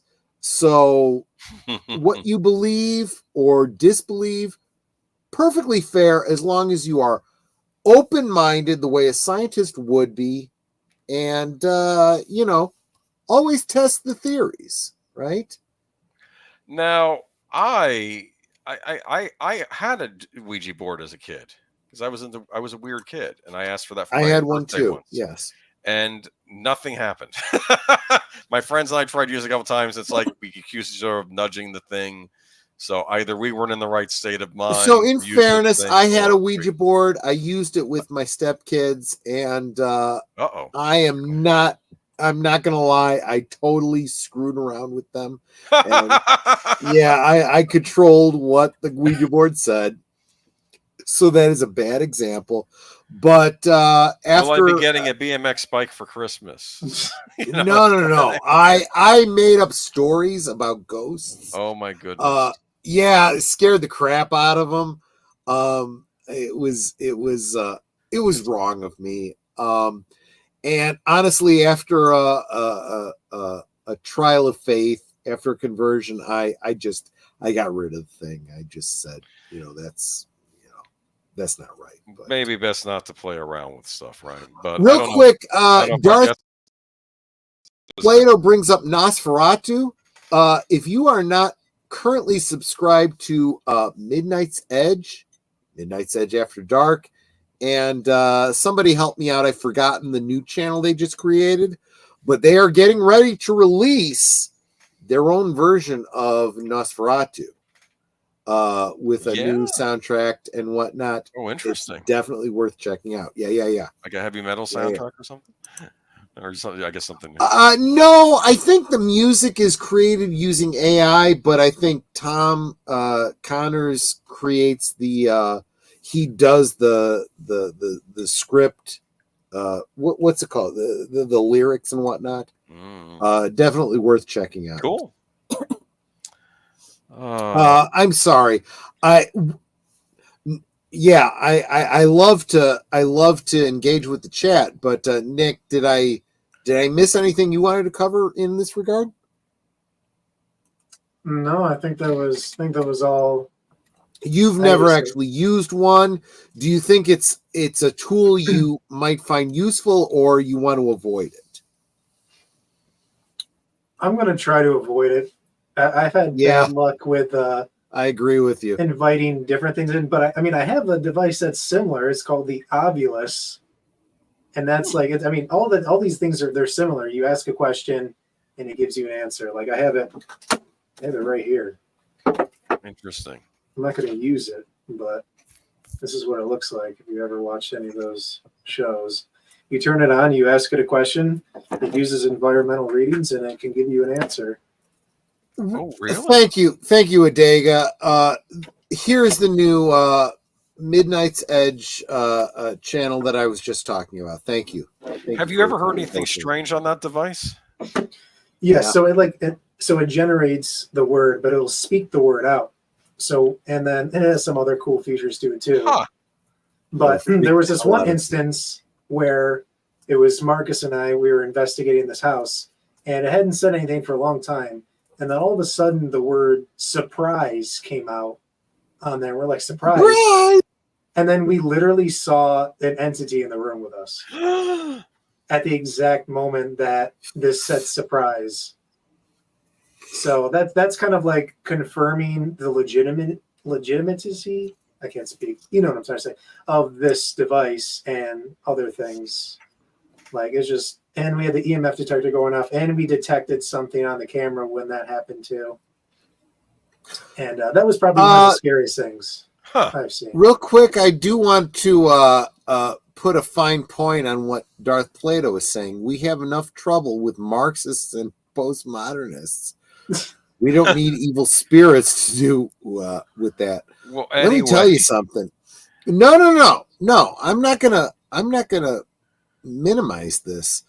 I do believe there is a battle between good and evil going on right now in this world.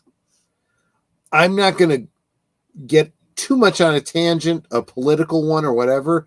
You need to do your own. You need to do your own soul searching on this.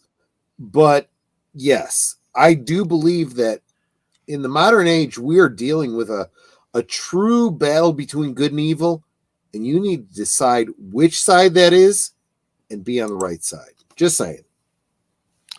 All right, now. Without getting too political. So moving on from Halloween to Thanksgiving. No, okay.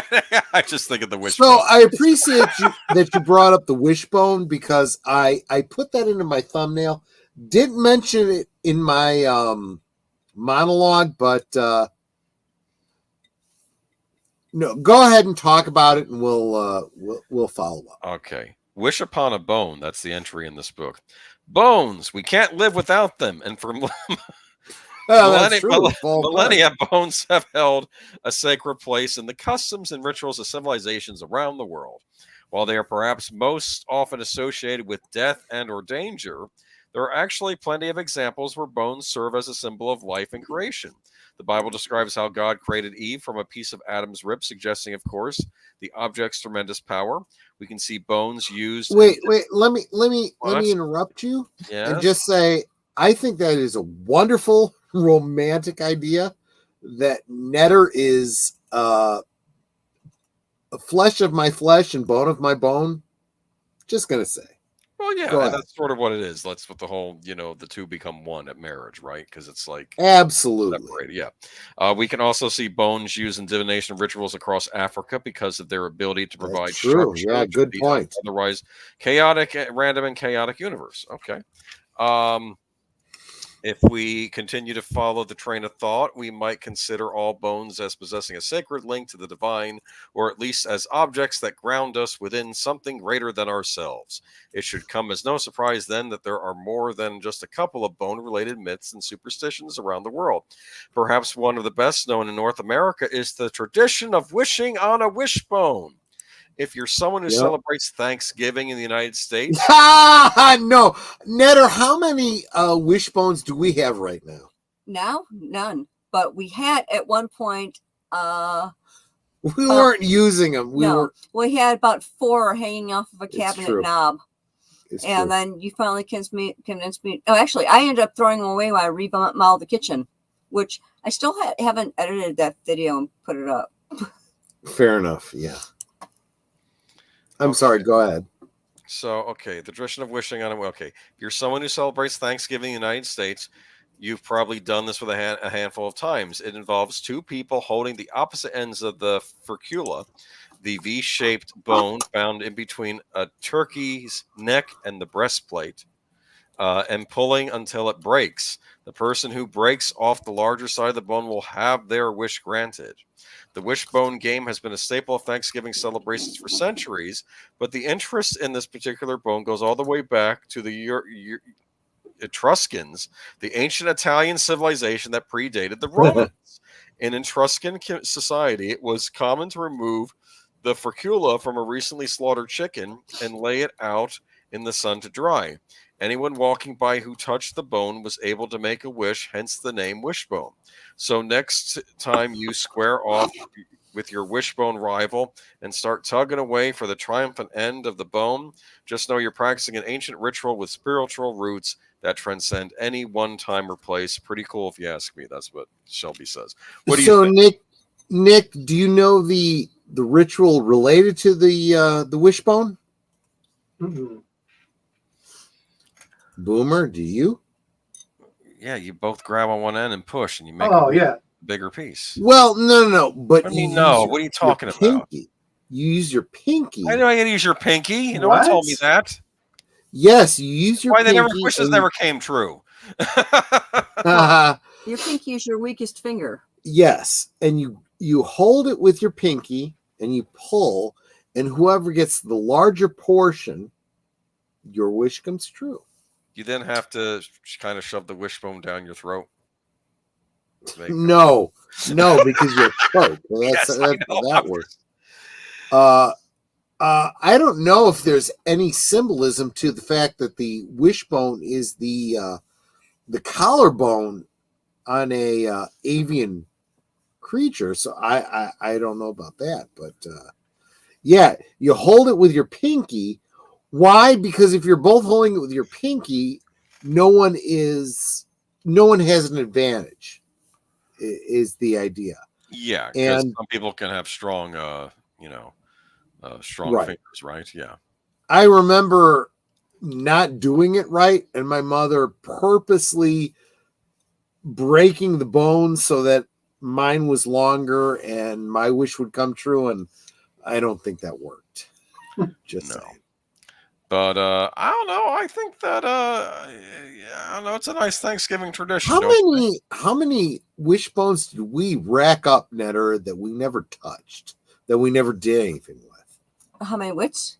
It was like 3 or 4 that we had hanging up there before we said. Yeah, we had 4, and then when I remodeled the kitchen, I ended up throwing away because I painted the cabinets. I couldn't hang them off the knob anymore. Plus, I replaced the hardware. There comes a point when it's just me and Netter that we're like, why even bother? Right? Our wishes are unified, right? So we don't need to do a wishbone. Just my thought. Okay. Anyway. Anything left to say on the subject? Anyone want to chime in?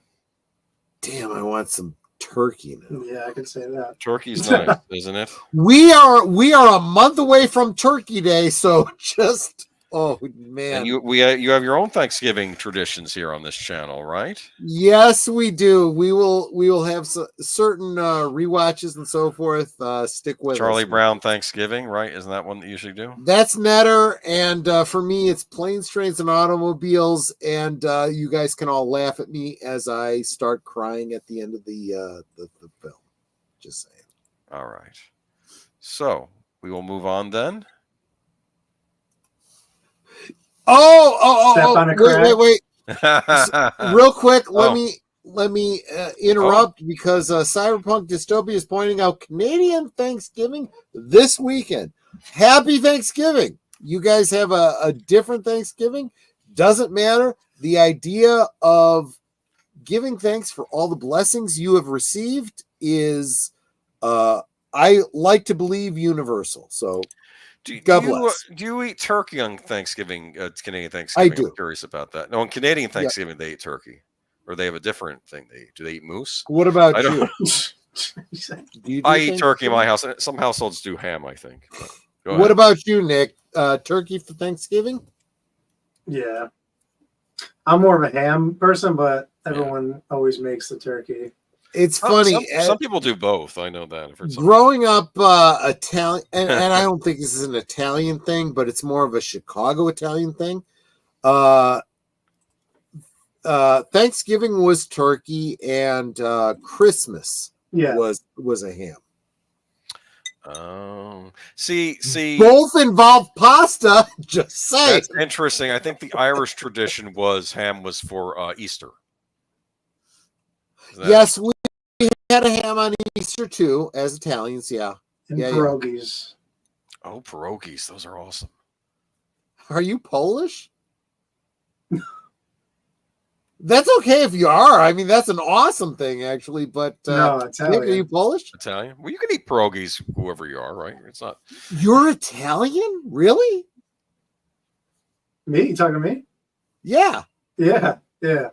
Oh, awesome! That's great. Oh, I thought you were awesome to begin with. Now that I know you're Italian, screw you're a friggin' brother, for crying out loud.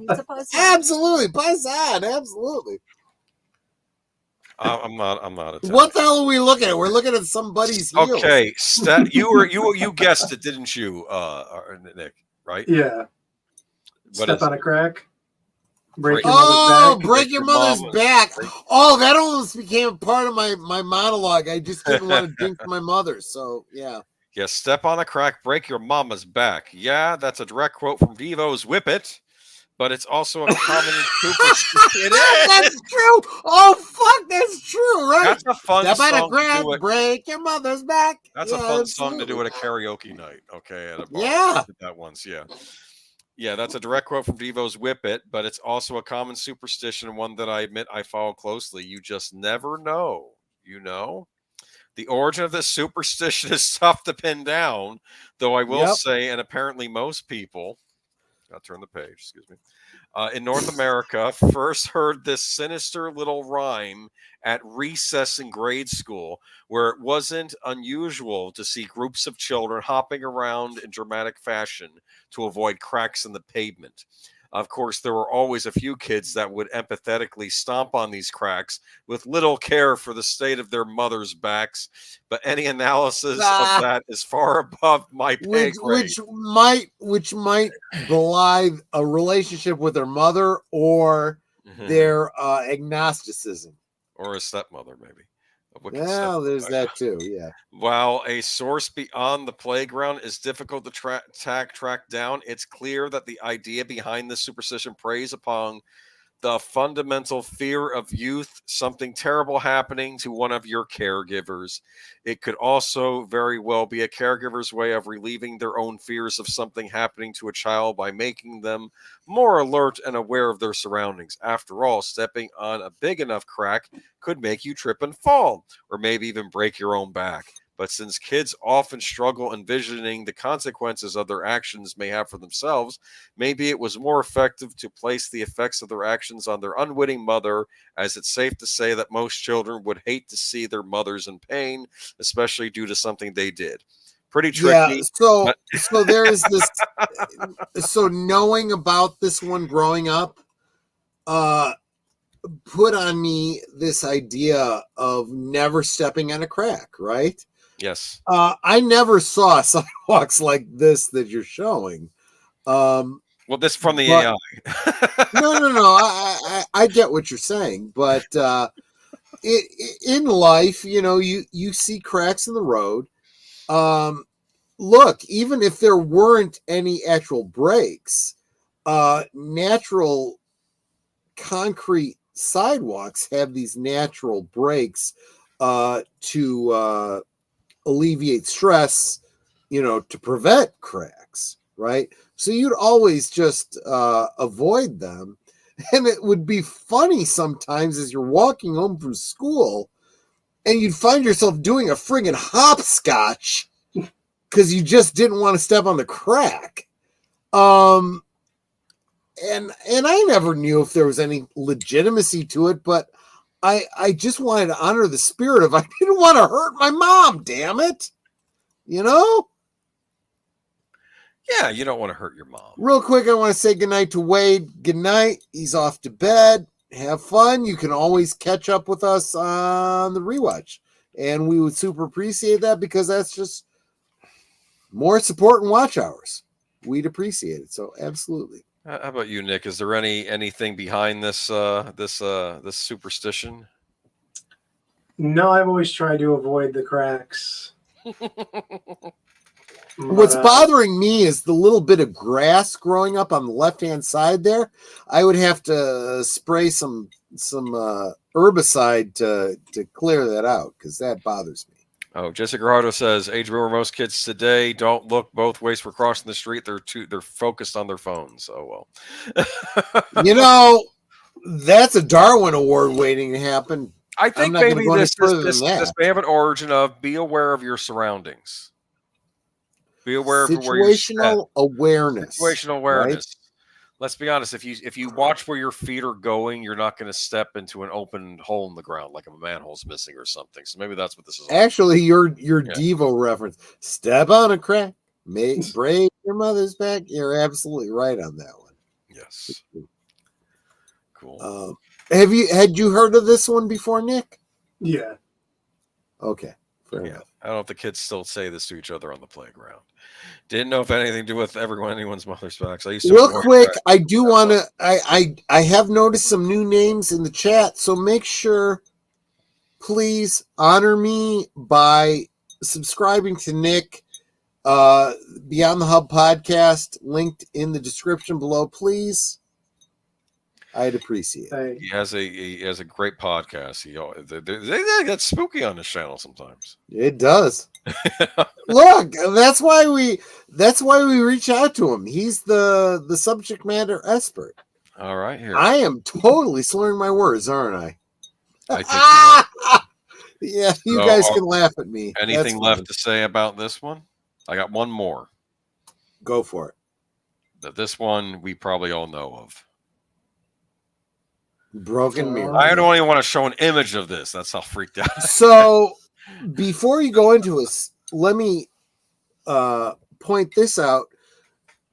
During the Victorian era, there's this idea that when someone died in the house, you went around and you covered the mirrors. Why did you do that? Because there was this belief that the soul could be trapped in a mirror. Well, there's your explanation for ghosts right there. Go for it. Go for it. No, I'm kidding. Okay, anyway. Broken mirrors. Mirrors are tricky things. But while we're inclined to believe that they show us what's true, in reality, there's actually many factors that can skew the image they display. The type of glass, the lighting in the room, and the angle at which the mirror is hung can all affect our reflection. Even our own minds can warp the version of us that resides in the glass. Despite all of this, it's so easy to become consumed by your own image, even if you're not particularly vain. This reminds me of an old image of a man looking into a mirror, and a woman, like a perfectly nice looking woman, sees, oh, I'm fat, I'm hideous, and the man is like slovenly, he's like, and he sees himself as all athletic stuff in the mirror. You're not wrong. Not wrong about that. Anyway, that's sad, actually. Okay, when a mirror breaks, it's not only dangerous and messy, it's also believed to be very bad luck. In fact, as the well-known superstition goes, you'll have 7 years of bad luck if you're there when the looking glass shatters. To understand the superstition, let's look back at where this fascination with mirrors and our reflections come from. Well, today, many people say that being mirror obsessed is vain. The allure of mirrors has roots back to the ancient Greeks, who believed that seeing yourself in these reflexive surfaces could reveal your soul.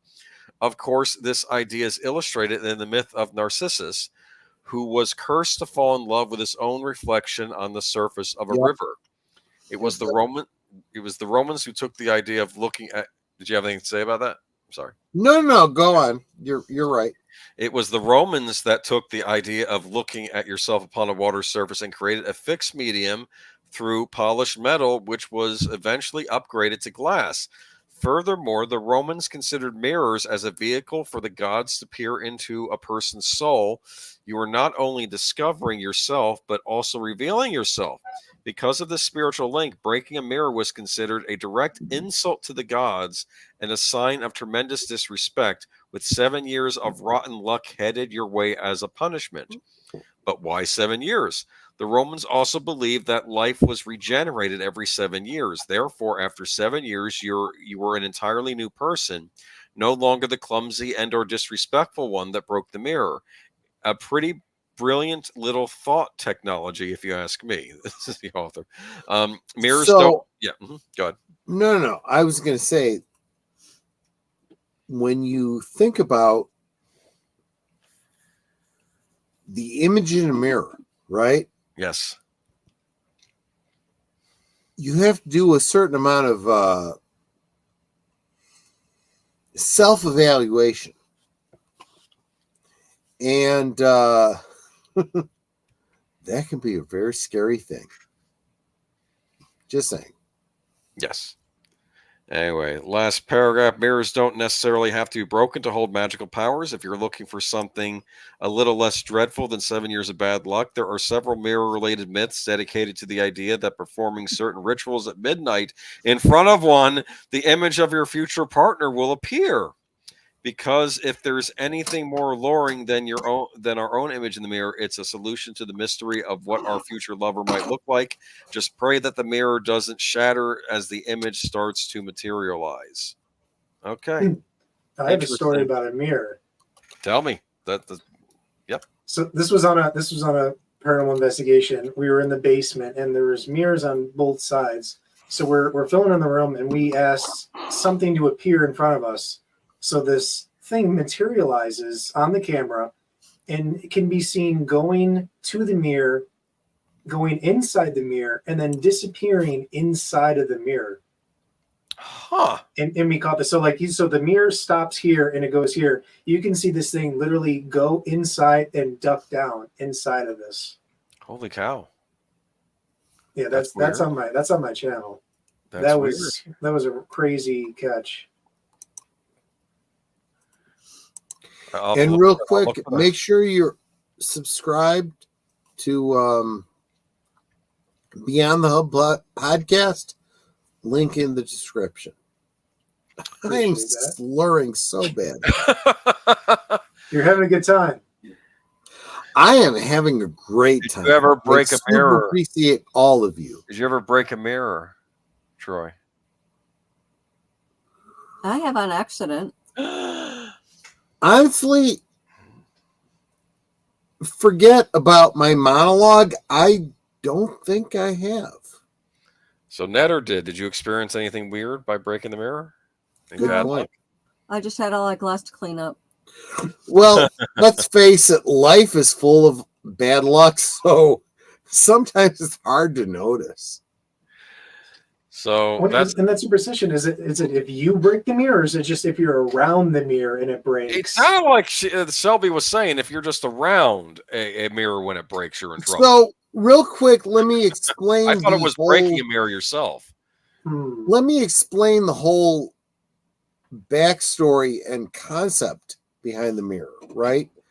There was an idea in the Victorian era that if you died and there was a mirror there, your soul could be caught up in that mirror.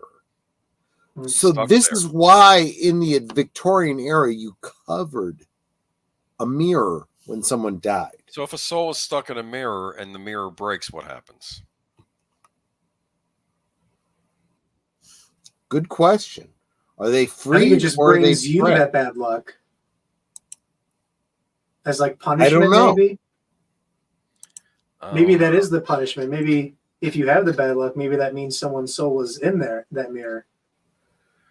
Oh, dude, Good this point. reminds me of one of those Peter Cushing Amicus portmanteau movies, and one of them had a young David Warner in it, and he buys this mirror in this antique shop run by Peter Cushing, and of course there's always the evil antique shop owner, right, who sells the cursed objects, and he brings this mirror home, and then this face appears in the mirror, and I think it's like a Jack the Ripper type of killer, right, that got trapped in the mirror, and he starts commanding him to go out and kill people, and eventually David Warner becomes a serial killer himself, and then eventually he doesn't know what to do, and he says, "Come to the mirror," and he's able to go into the mirror, and the other guy comes out of the mirror, and then I think the other guy just walks maybe around. This is the I don't know. Maybe this is the bottom line answer, right? Lucifer Lucero says, "Believe in Jesus, rapture soon." Interesting name to. Yeah. Oh, right. There is an irony there, but who knows? Maybe it's true. Yeah. But so broken mirrors, but that's my last one. I'll take us out. But did you have anyone else have any superstitions they want to bring up? Oh, what about 4-leaf clovers? You like 4-leaf? I'm looking over a 4-leaf clover that I overlooked before. I mean, 4-leaf clovers really aren't all that rare.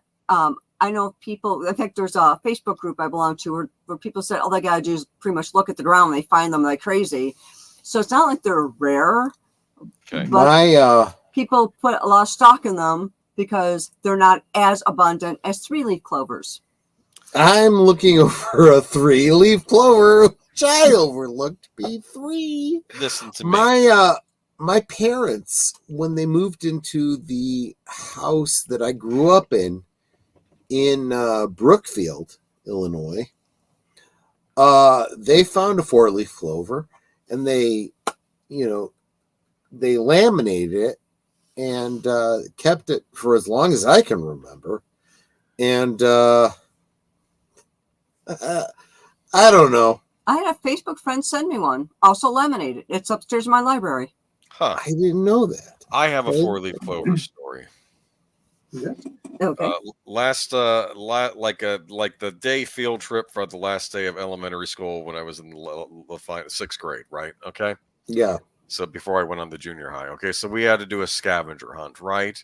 And on the list of the 10 things, one of them was called that you had to find was a 4-leaf clover. And there are a lot of shamrocks in the park, but I ain't seeing no 4-leaf clover. And me and my partner, we were looking around for it, right? And Sure. I finally found one. I was like, "Whoa, I found a 4-leaf clover." And I gave it to him, and we got all the stuff. And later on I realized, the person that made the scavenger hunt list, they really just meant shamrock. Okay, not a 4-leaf clover, right? And then I asked my friend, "Hey, where's the 4-leaf clover I found?" He said, "Oh, I lost it." It's like, yeah, right. You little shit. I know you kept it for yourself. Oh, that's fine. That's my 4-leaf clover. Not that interesting. Does Lucky Charms count? No, I'm sure there's a thing about 4-leaf clovers. What is the Warner Brothers bunny? What's his name? It's not Bugs Roger Bunny. Rabbit. Bugs Bunny. Yeah. I'm looking over a 4-leaf clover, which I overlooked before. And then later on in the same cartoon, I'm looking over a 3-leaf clover, which I overlooked to be 3. That's funny. Oh, look, there's an entry here about lucky bird poop. Okay. Yeah, so my mother brought that one up when she was doing her Holy Communion. She had the veil and the whole thing, and a bird crapped on her. And her mother said, "Oh, that's actually a good luck thing." Sure it is. And 50 years later, she was like, "Yeah, I think my mother just said that to make me feel better because screw it." I don't know. I have 2 real quick. Yeah, Go ahead. Friday the 13th. Yeah, that's a good. Which I have the misfortune to be born on 13th, so sometimes my birthday falls or lies on Friday the 13th. Yeah. Every 7 years, that's going to happen to you. Yeah. Yeah, my dad was born on August 13th. And he was the 13th child of 16. Jeez. Yeah, the Warner Brothers money. Absolutely. Yes, Ronnie. Thank you. So and what about 13th? You go on. Are you going to say more about Friday 13th? Do you have any? No, I was going to go on to my last one. Sure. Oh, go ahead. Sorry. Oh no. This was like birds flying into a house. So I've had when my grandpa passed away, there was a cardinal that would fly into the window every single day for almost a year. Ouch. And it was the same spot. And if you were on the other side of the house, the cardinal would fly into that side and try to go in through the window. And I was finding out, I think the cardinal is supposedly one of your past relatives coming to visit you. So it was just weird how every single day this cardinal would fly so hard into the window trying to come in and try to visit. That hurts. Yeah. I almost made that one of my entries, but I could not get the AI to do it right. Bird hitting a window. Fair enough. And it was an entry in the book. Yeah, apparently it's a bad omen, but I think it goes back to So I had a bunch of birds flying into windows in my house. It's meant to be a misfortune, a sign of. Well, yeah. Come to find out that my dad had used DDT to, kill off whatever the fuck he was trying to kill off. And I'm like, that's why the birds were dying. And I'm like, well, fuck. That kind of just screws with any superstitions. That's just poison. Well, that would be a Sherlock Holmes story, right? Right? It's bad omen, and then it turns out no, someone's using DDT, some chemical. Yeah, exactly right. Yeah. Well, it might depend on the bird too. Like if a crow is trying to fly in, then I would say that's a little bit worse than like a normal, like a cardinal or something. The bird, right? Yeah, if you got like a flock of crows. So, Boomer, was that the last one you had a slide for? Yeah. Okay. So what I want to do right now is Nick, real quick. You want to take a second to plug your channel? Yeah, joining Beyond the Hub podcast. Actually, this Monday at 7 p.m. we normally go through our group on Facebook. We have over 240,000 people in there now. Wow. And we will go in and we'll pick out like the top. Guys, look, this is little tiny 1,000 subscriber channel. So when I say this guy is like YouTube royalty to me, it's on Facebook, but it's just saying, I appreciate it. But we go through like the top paranormal stories that people put in there throughout the week, and we'll pick like the top 5. But this week actually is something a little bit special. I wrote this down. At 7, my old paranormal investigator friend Marcus and I are interviewing Bill Slevin and his team. You may know him from the travel channels, The Devil's Academy, and his work in the field as a demonologist and other things. Wow. So that's something you don't want to miss. Cool. Check it out. Check it out. And thank you for having me. Always No. love being here. Thank you for gracing our channel because, like I said, to me, you're big time. And if there's anyone in the chat right now who is not subscribed to Beyond the Hub podcast, you only have yourself to blame. Yourself to blame. Yeah, absolutely. Just saying. But anyway, like I said, I don't know if any of these superstitions still hold up in our modern age, but I think they all do. I think they're all based on a certain degree of reality that. Well, I think breaking a mirror can be very dangerous. Yes, I'll say that. Well, there's that too. That's a good point. Cut yourself. You don't want to do that.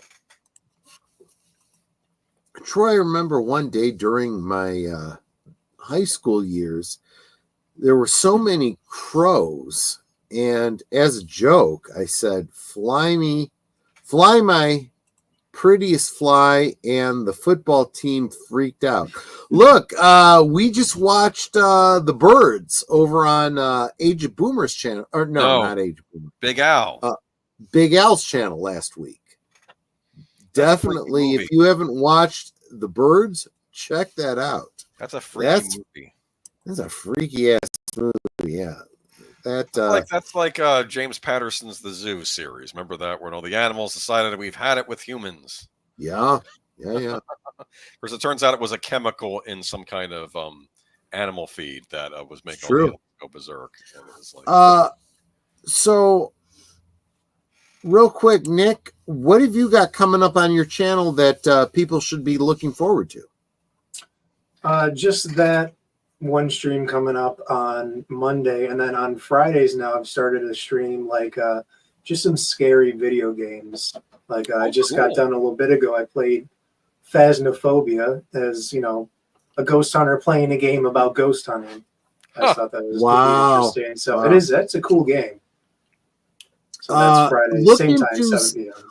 Look into an old game called Phantasmagoria. That one freaked you out. You told me about that, right? That one was interesting and fun. Just check it out. It's if you can find like a walkthrough on YouTube or something, that might be worth it. Just check it out.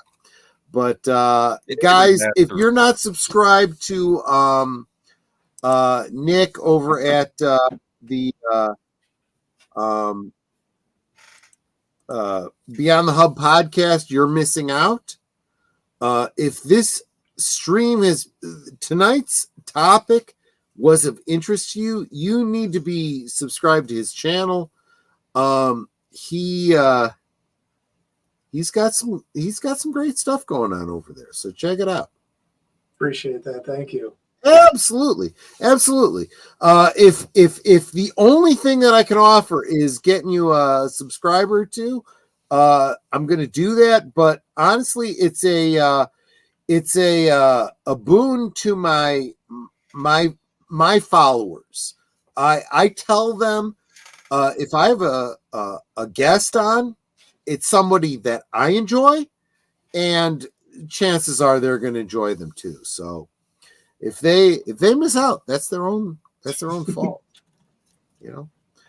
I had a bird fly into the side of my house, stunned the bird, but eventually flew off. Yeah, I had a lot of birds flying into my house and they all died. So I don't know if that's a bad omen or not, but just saying. Yeah, I don't know why mine kept coming back for a year. It was like clockwork every single morning. Wow. It was your mom's fault. She kept the windows too clean. Probably. What if the bird broke the glass? I don't know. I'm sure it goes back to probably ancient Rome, maybe Julius Caesar's wife or something. Screw that. What does your insurance say about that? That's what I would question. I had a bird fly into my windshield once, actually. Look, I've gone through this with Boomer, right? Boomer was talking about how the the Amityville Horror was such a scary movie. And I'm like, yeah, it's fucking scary to a homeowner when you realize you bought a house that has a problem with a septic problem that's attracting flies and it's making people sick. And there's a hole in the basement. Look, and the walls are bleeding crap. Yeah, that's scary. And he's like, no, you don't understand the supernatural aspect. I'm like, you don't understand the homeowner aspect of that bullshit. That was a real event that happened. I have no doubt.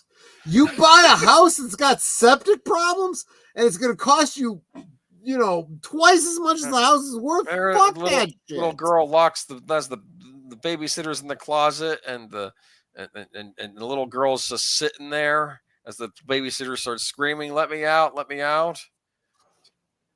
Freaky, yeah, man. I'd say get a better babysitter, for crying out loud. My goodness. I love the Resident Evil titles. Been a fan since PlayStation 1. Yeah, this is all gamer stuff. I love Resident Evil. Yeah, I love those. We'll talk more about the gaming stuff on Sunday for sure. Capcom needs to remaster those classic Resident Evil games. Right. Yeah. I do have one of those newer ones that I've been playing. Yeah, they're really fun. Yeah, we'll be talking about a lot of, I'm getting a little bit out of order, but Sunday we'll be talking about a lot of gaming stuff, including Steam. Steam is confirming something that I have talked about for a long time. You don't own shit. You own a license. You own nothing and you'll be happy. Absolutely. That's Steam's new terms of service. We'll talk about that on Sunday. I was freaking out about that. But let's freaking PlayStation. Yep. They came out with a new PS5 Pro, but it's only digital. I only buy hard copy games, except for the ones on Steam. But obviously, you don't have everything. Some games you can't get hard copies. Yeah. We look, I always advocate own physical media to the extent that you can, and to the extent that you can't, don't give them the satisfaction. That's just my thought on it.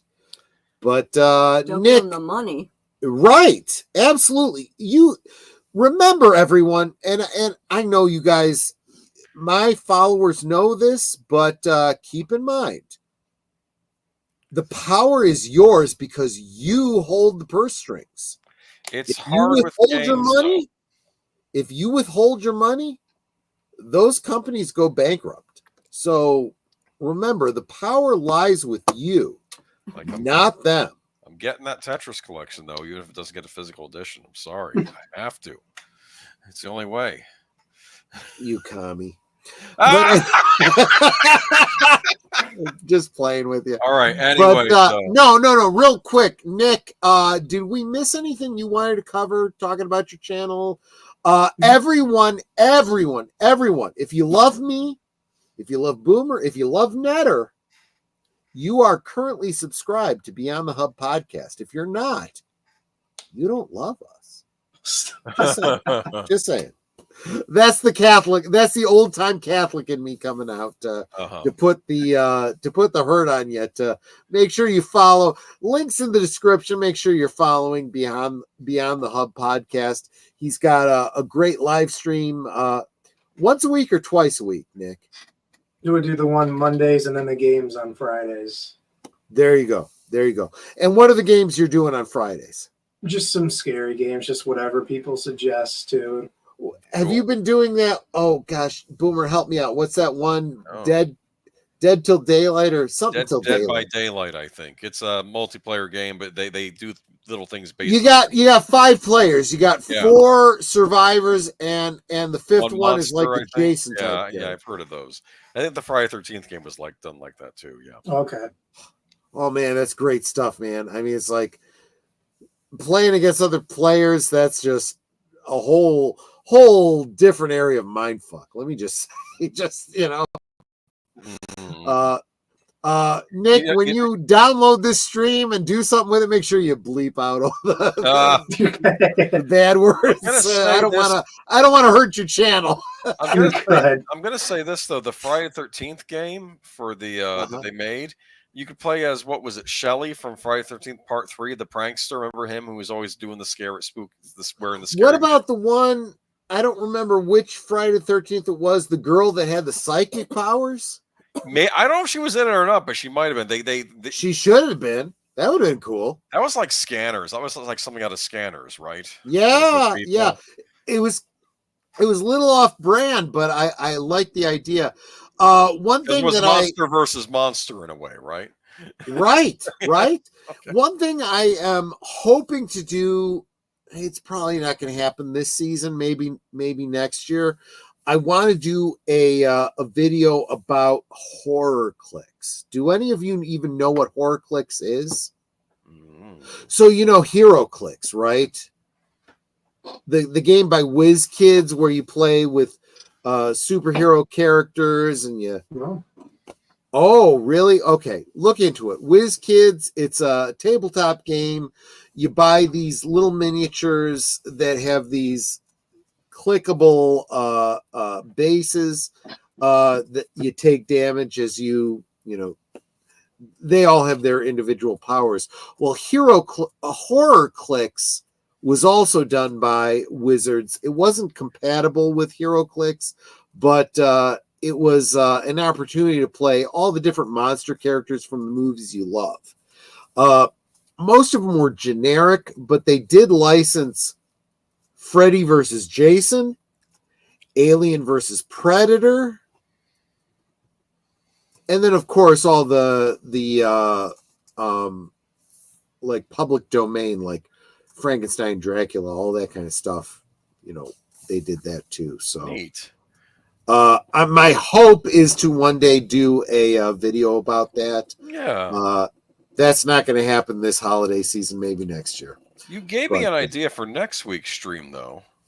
What's that? I sort of covered this a couple of years ago on a Geeky Geezers when I talked about maybe kind of the spooky themed toys you and I grew up with, toys, board games, things like that. We could talk about that. Dude, remind me of this when I'm sober, but yeah, that's probably going to be next week. Yeah. And if you could even find some of those old commercials to intersperse in the thing, you could play them. That might be an idea. But yeah. Space Fraggle says, I love you, Troy. Yeah, that's just because I have the same name as you goofball. But thank you. You. So make sure you're subscribed to Nick, Beyond the Hub podcast. I have not done him justice this week. He's got a great channel. He's a Ghostbuster. He's a subject matter expert on all the paranormal stuff. Trust me, if you enjoy what I do and what Boomer does around this time of the year, you'll like Nick's channel all year round. Just saying. So make sure you subscribe and hit that notification bell for all. And then later on, you'll come back and say, Troy, thank you for suggesting this channel because I'm watching it all the time. Just saying. Thank you. So there you go. Absolutely. So today's Friday. Well, actually, we're going to Saturday now. What's coming up Saturday's rewatch? It'd be on Netter's channel. Is this Netter's channel? Oh, yes. Yes. What are we watching, Netter? We're watching The Electric Grandmother. So it's going to be a short stream this year because it's only about an hour or so. Not but this year, this week. Whatever. This week. Whatever. This year, this month, this week, this day. Yeah, absolutely. I'm fucking drunk, guys. Deal with it. The Electric Grandmother, based on the Ray Bradbury story. Oh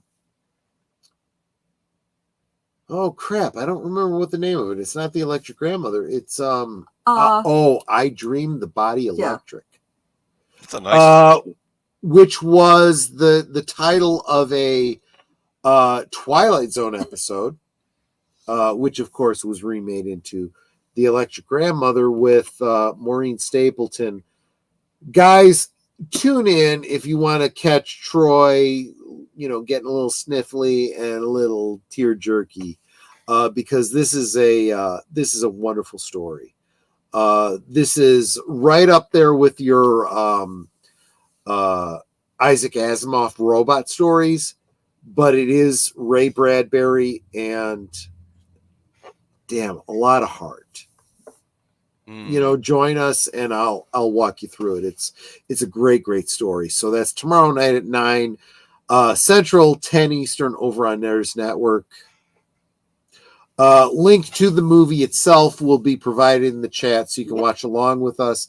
But by golly, get your own copy of Electric Grandmother, and if it's out there somewhere on stream, I'll find it for you.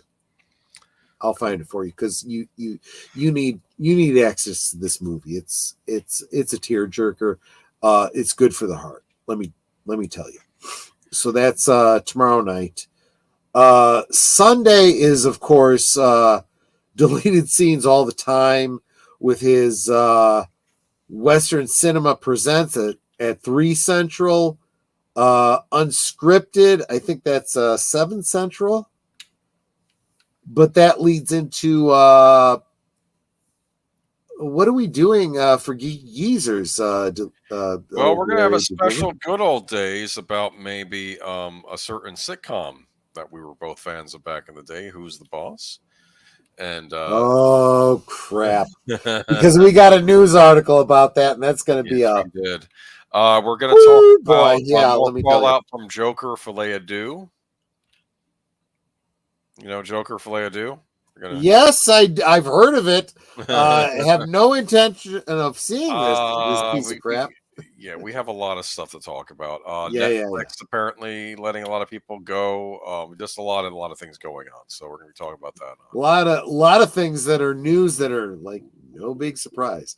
But so that's 8 Central tomorrow. Sunday on Age of Boomers channel. But then we're going to lead you into beyond what is it? Midnight. The Other Side of Midnight. The Other Side of Midnight. Guys, you got to help me out. I'm drunk as fuck. The Other Side of Midnight. Right. Deleted Scenes and other guests probably. Right. We're going to be talking about the some of our favorite Halloween films that we have on physical media, because own physical media, so they can't take it away from you. And we'll be talking about that big time on Geeky Geezers, just saying. So that's Sunday. Yeah, the whole physical media stuff. Yeah. So Monday. Yes. What is Monday? Does anyone know what Monday is? What makes Monday special? A double feature with Troy Pacelli here. Well, I was going to say specifically because it's Columbus Day. Oh. So the double feature. Go ahead. Yeah, the double feature is, of course, the movie Columbus Day, which I've never seen before, and I'm guessing it has absolutely nothing to do with the historical Columbus Day. This has something to do with Jason Statham or some crap like that. It's an adventure film, but we're gonna follow that up with oh crap, I've forgotten what movie it is. It's with Adam Sandler. What is it? It's Big Daddy. I remember Big Daddy. My understanding, it takes place over Columbus Day. I remember Big Daddy. I haven't seen it either, but apparently the court is closed for Columbus Day, and that's important to the story. So Big Daddy was important for making me learn that McDonald's stopped serving breakfast at 10:30 a.m. Depending on which see that movie was a falling down for me, and that's going to be that was another one. That was another one. Yeah, where you find out McDonald's stopped serving it. Absolutely. So that's Monday. Tuesday, of course, all of us. I'm sorry, with the exception of Nick. The rest of us on the channel will be joining Deleted Scenes for the live from Sparkwood in 21, where we are going to watch. I believe it's going to be episode 16. I believe 16. Twin Peaks: The Return. Guys, I've already posted the thumbnail. Audrey's dance. There we go. The current dance. We like it when Audrey dances, right? Depends on how you read that scene. Okay. We may not feel as good about it as we want to. All right. I think David Lynch is effing with us, and we'll talk about that. There's been a lot of effing with us on this. Well, you're not wrong on that. So That's live from Sparkwood and 21, 7:30 Central, 8:30 Eastern on Deleted Scenes, followed immediately by Last Call Presents Like 7. Blake 7, episode 5. So we now have all but one of the members of the eponymous Blake 7. We'll see where they go from here. So that's that'll be on my channel on Tuesday. Wednesday's always open. We need to Nick, do you have anything going on your channel on Wednesday that we can send people to? Okay. See, Wednesday's a dead zone. Wednesday's a catch-up day for when you missed. Somebody needs to start a live stream on Wednesdays. That's why I did one on Thursdays. Right. It's not Right. week. It's not obviously it's not a weekly, but on occasion when I do a stream with Soundtracks with Birdman. Yeah. I used to do Wednesday, and also if I ever do one with oh, I'm going blank now. I used to do a gaming stream with I'll think of it later. Oh, Chris, I think, right? Yeah. Oh, you got me. But that's something to I will promote that when the stream when it happens. But it's only a once in a blue moon thing. Thursday this week, Netter, what are we doing for Netter's Network on Thursday? Well, I don't have a guest, so it's going to be you and me. Well, you know what? I think we're well past due for a good stream talking about an update on our streams. Sure. So this Thursday on Netter's Network, we'll get you all caught up. So join us at 9 Central, 10 Eastern on Netter's Network. And I am looking for guests. So if you're interested in being a guest on Netter's Network Thursday Things, you can drop me a DM on Twitter X. I think you have to follow me first before you can actually DM me. But then, send me a DM. Let me know what Thursday you'd like. On Halloween, we're actually going to show a spooky movie. So I won't have a guest on that date. We don't know yet. We haven't decided. Yeah. And on Thanksgiving, we're going to be showing movies literally all day. All day. Thanksgiving movies. Yeah. There's a lot of them. There's more than you realize. From 9 a.m. till about 11 p.m.-ish. On both mine and Troy's streams. So once we get our final movies situated, which ones we want, we will post in our community tabs what movies and the approximate times that they'll be starting. So you can pop in, pop out, or you can just leave the tabs open and give us lots of watch hours, because that would be nice. There you go. Speaking of which, I am down to needing 79 watch hours. So it's like I'm looking forward to finally being monetized. So only 79 more watch hours. It's like I'm so close I can taste it. Yeah. But speaking of taste it, pretty soon you'll be able to buy her drinks directly. Yes. So there you go. So yes, right now I am looking for guests for Thursday Things. My only other guest is next month. I have Curtis Selby going to be on. There you go. And I already got the stream set up for that. But other than that, I don't have any guest lineup. So if you want to be a guest, you have to have your own channel with your own content that you're trying to promote. And like I said, send me a DM on Twitter, or you can send me an email. Just go to any of my Thursday Things. In the description below, my email address is there. Just make sure you put Thursday Things in the subject line, or I'll think it's spam from somebody I don't know and delete it. And if I only know you by your YouTube name, put your name in the your YouTube name in the email, so I know, this is so and so. So I'm going, who the heck is Mary Jane Tiles or whatever, Exactly. So Boomer, what did we decide for next week? You brought it up. I'm thinking we might talk about some spooky toys you and I grew up with, and maybe throw in a couple of board games, maybe a couple of video games too. I'm all for that because I've got some great ideas. I will remember them when I sober up. I'll talk to you more about it on Sunday. There we go. There we go. So that is the week in review. Nick, any last thoughts? Any last words before we wrap up tonight? No, it was good being here. Thank you all so much. Dude, you are awesome. And if you guys are not subscribed to his channel, you guys are missing out. It's your own fault, you bastards. Just make sure you're subscribed to Beyond the Hub podcast.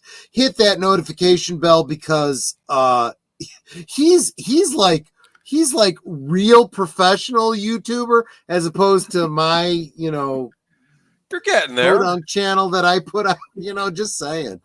But Boomer, any last thoughts, any last words before we wrap up? No, just make sure you subscribe to everybody. Yeah. Make sure you subscribe to Eric. Currently, Curry Selby might be doing some Scooby-Doo stuff tomorrow. I guess for Saturday morning. Scooby-Dooby-Doo. That's pretty good. That's I pretty good. know. Hey, Scoob. Absolutely.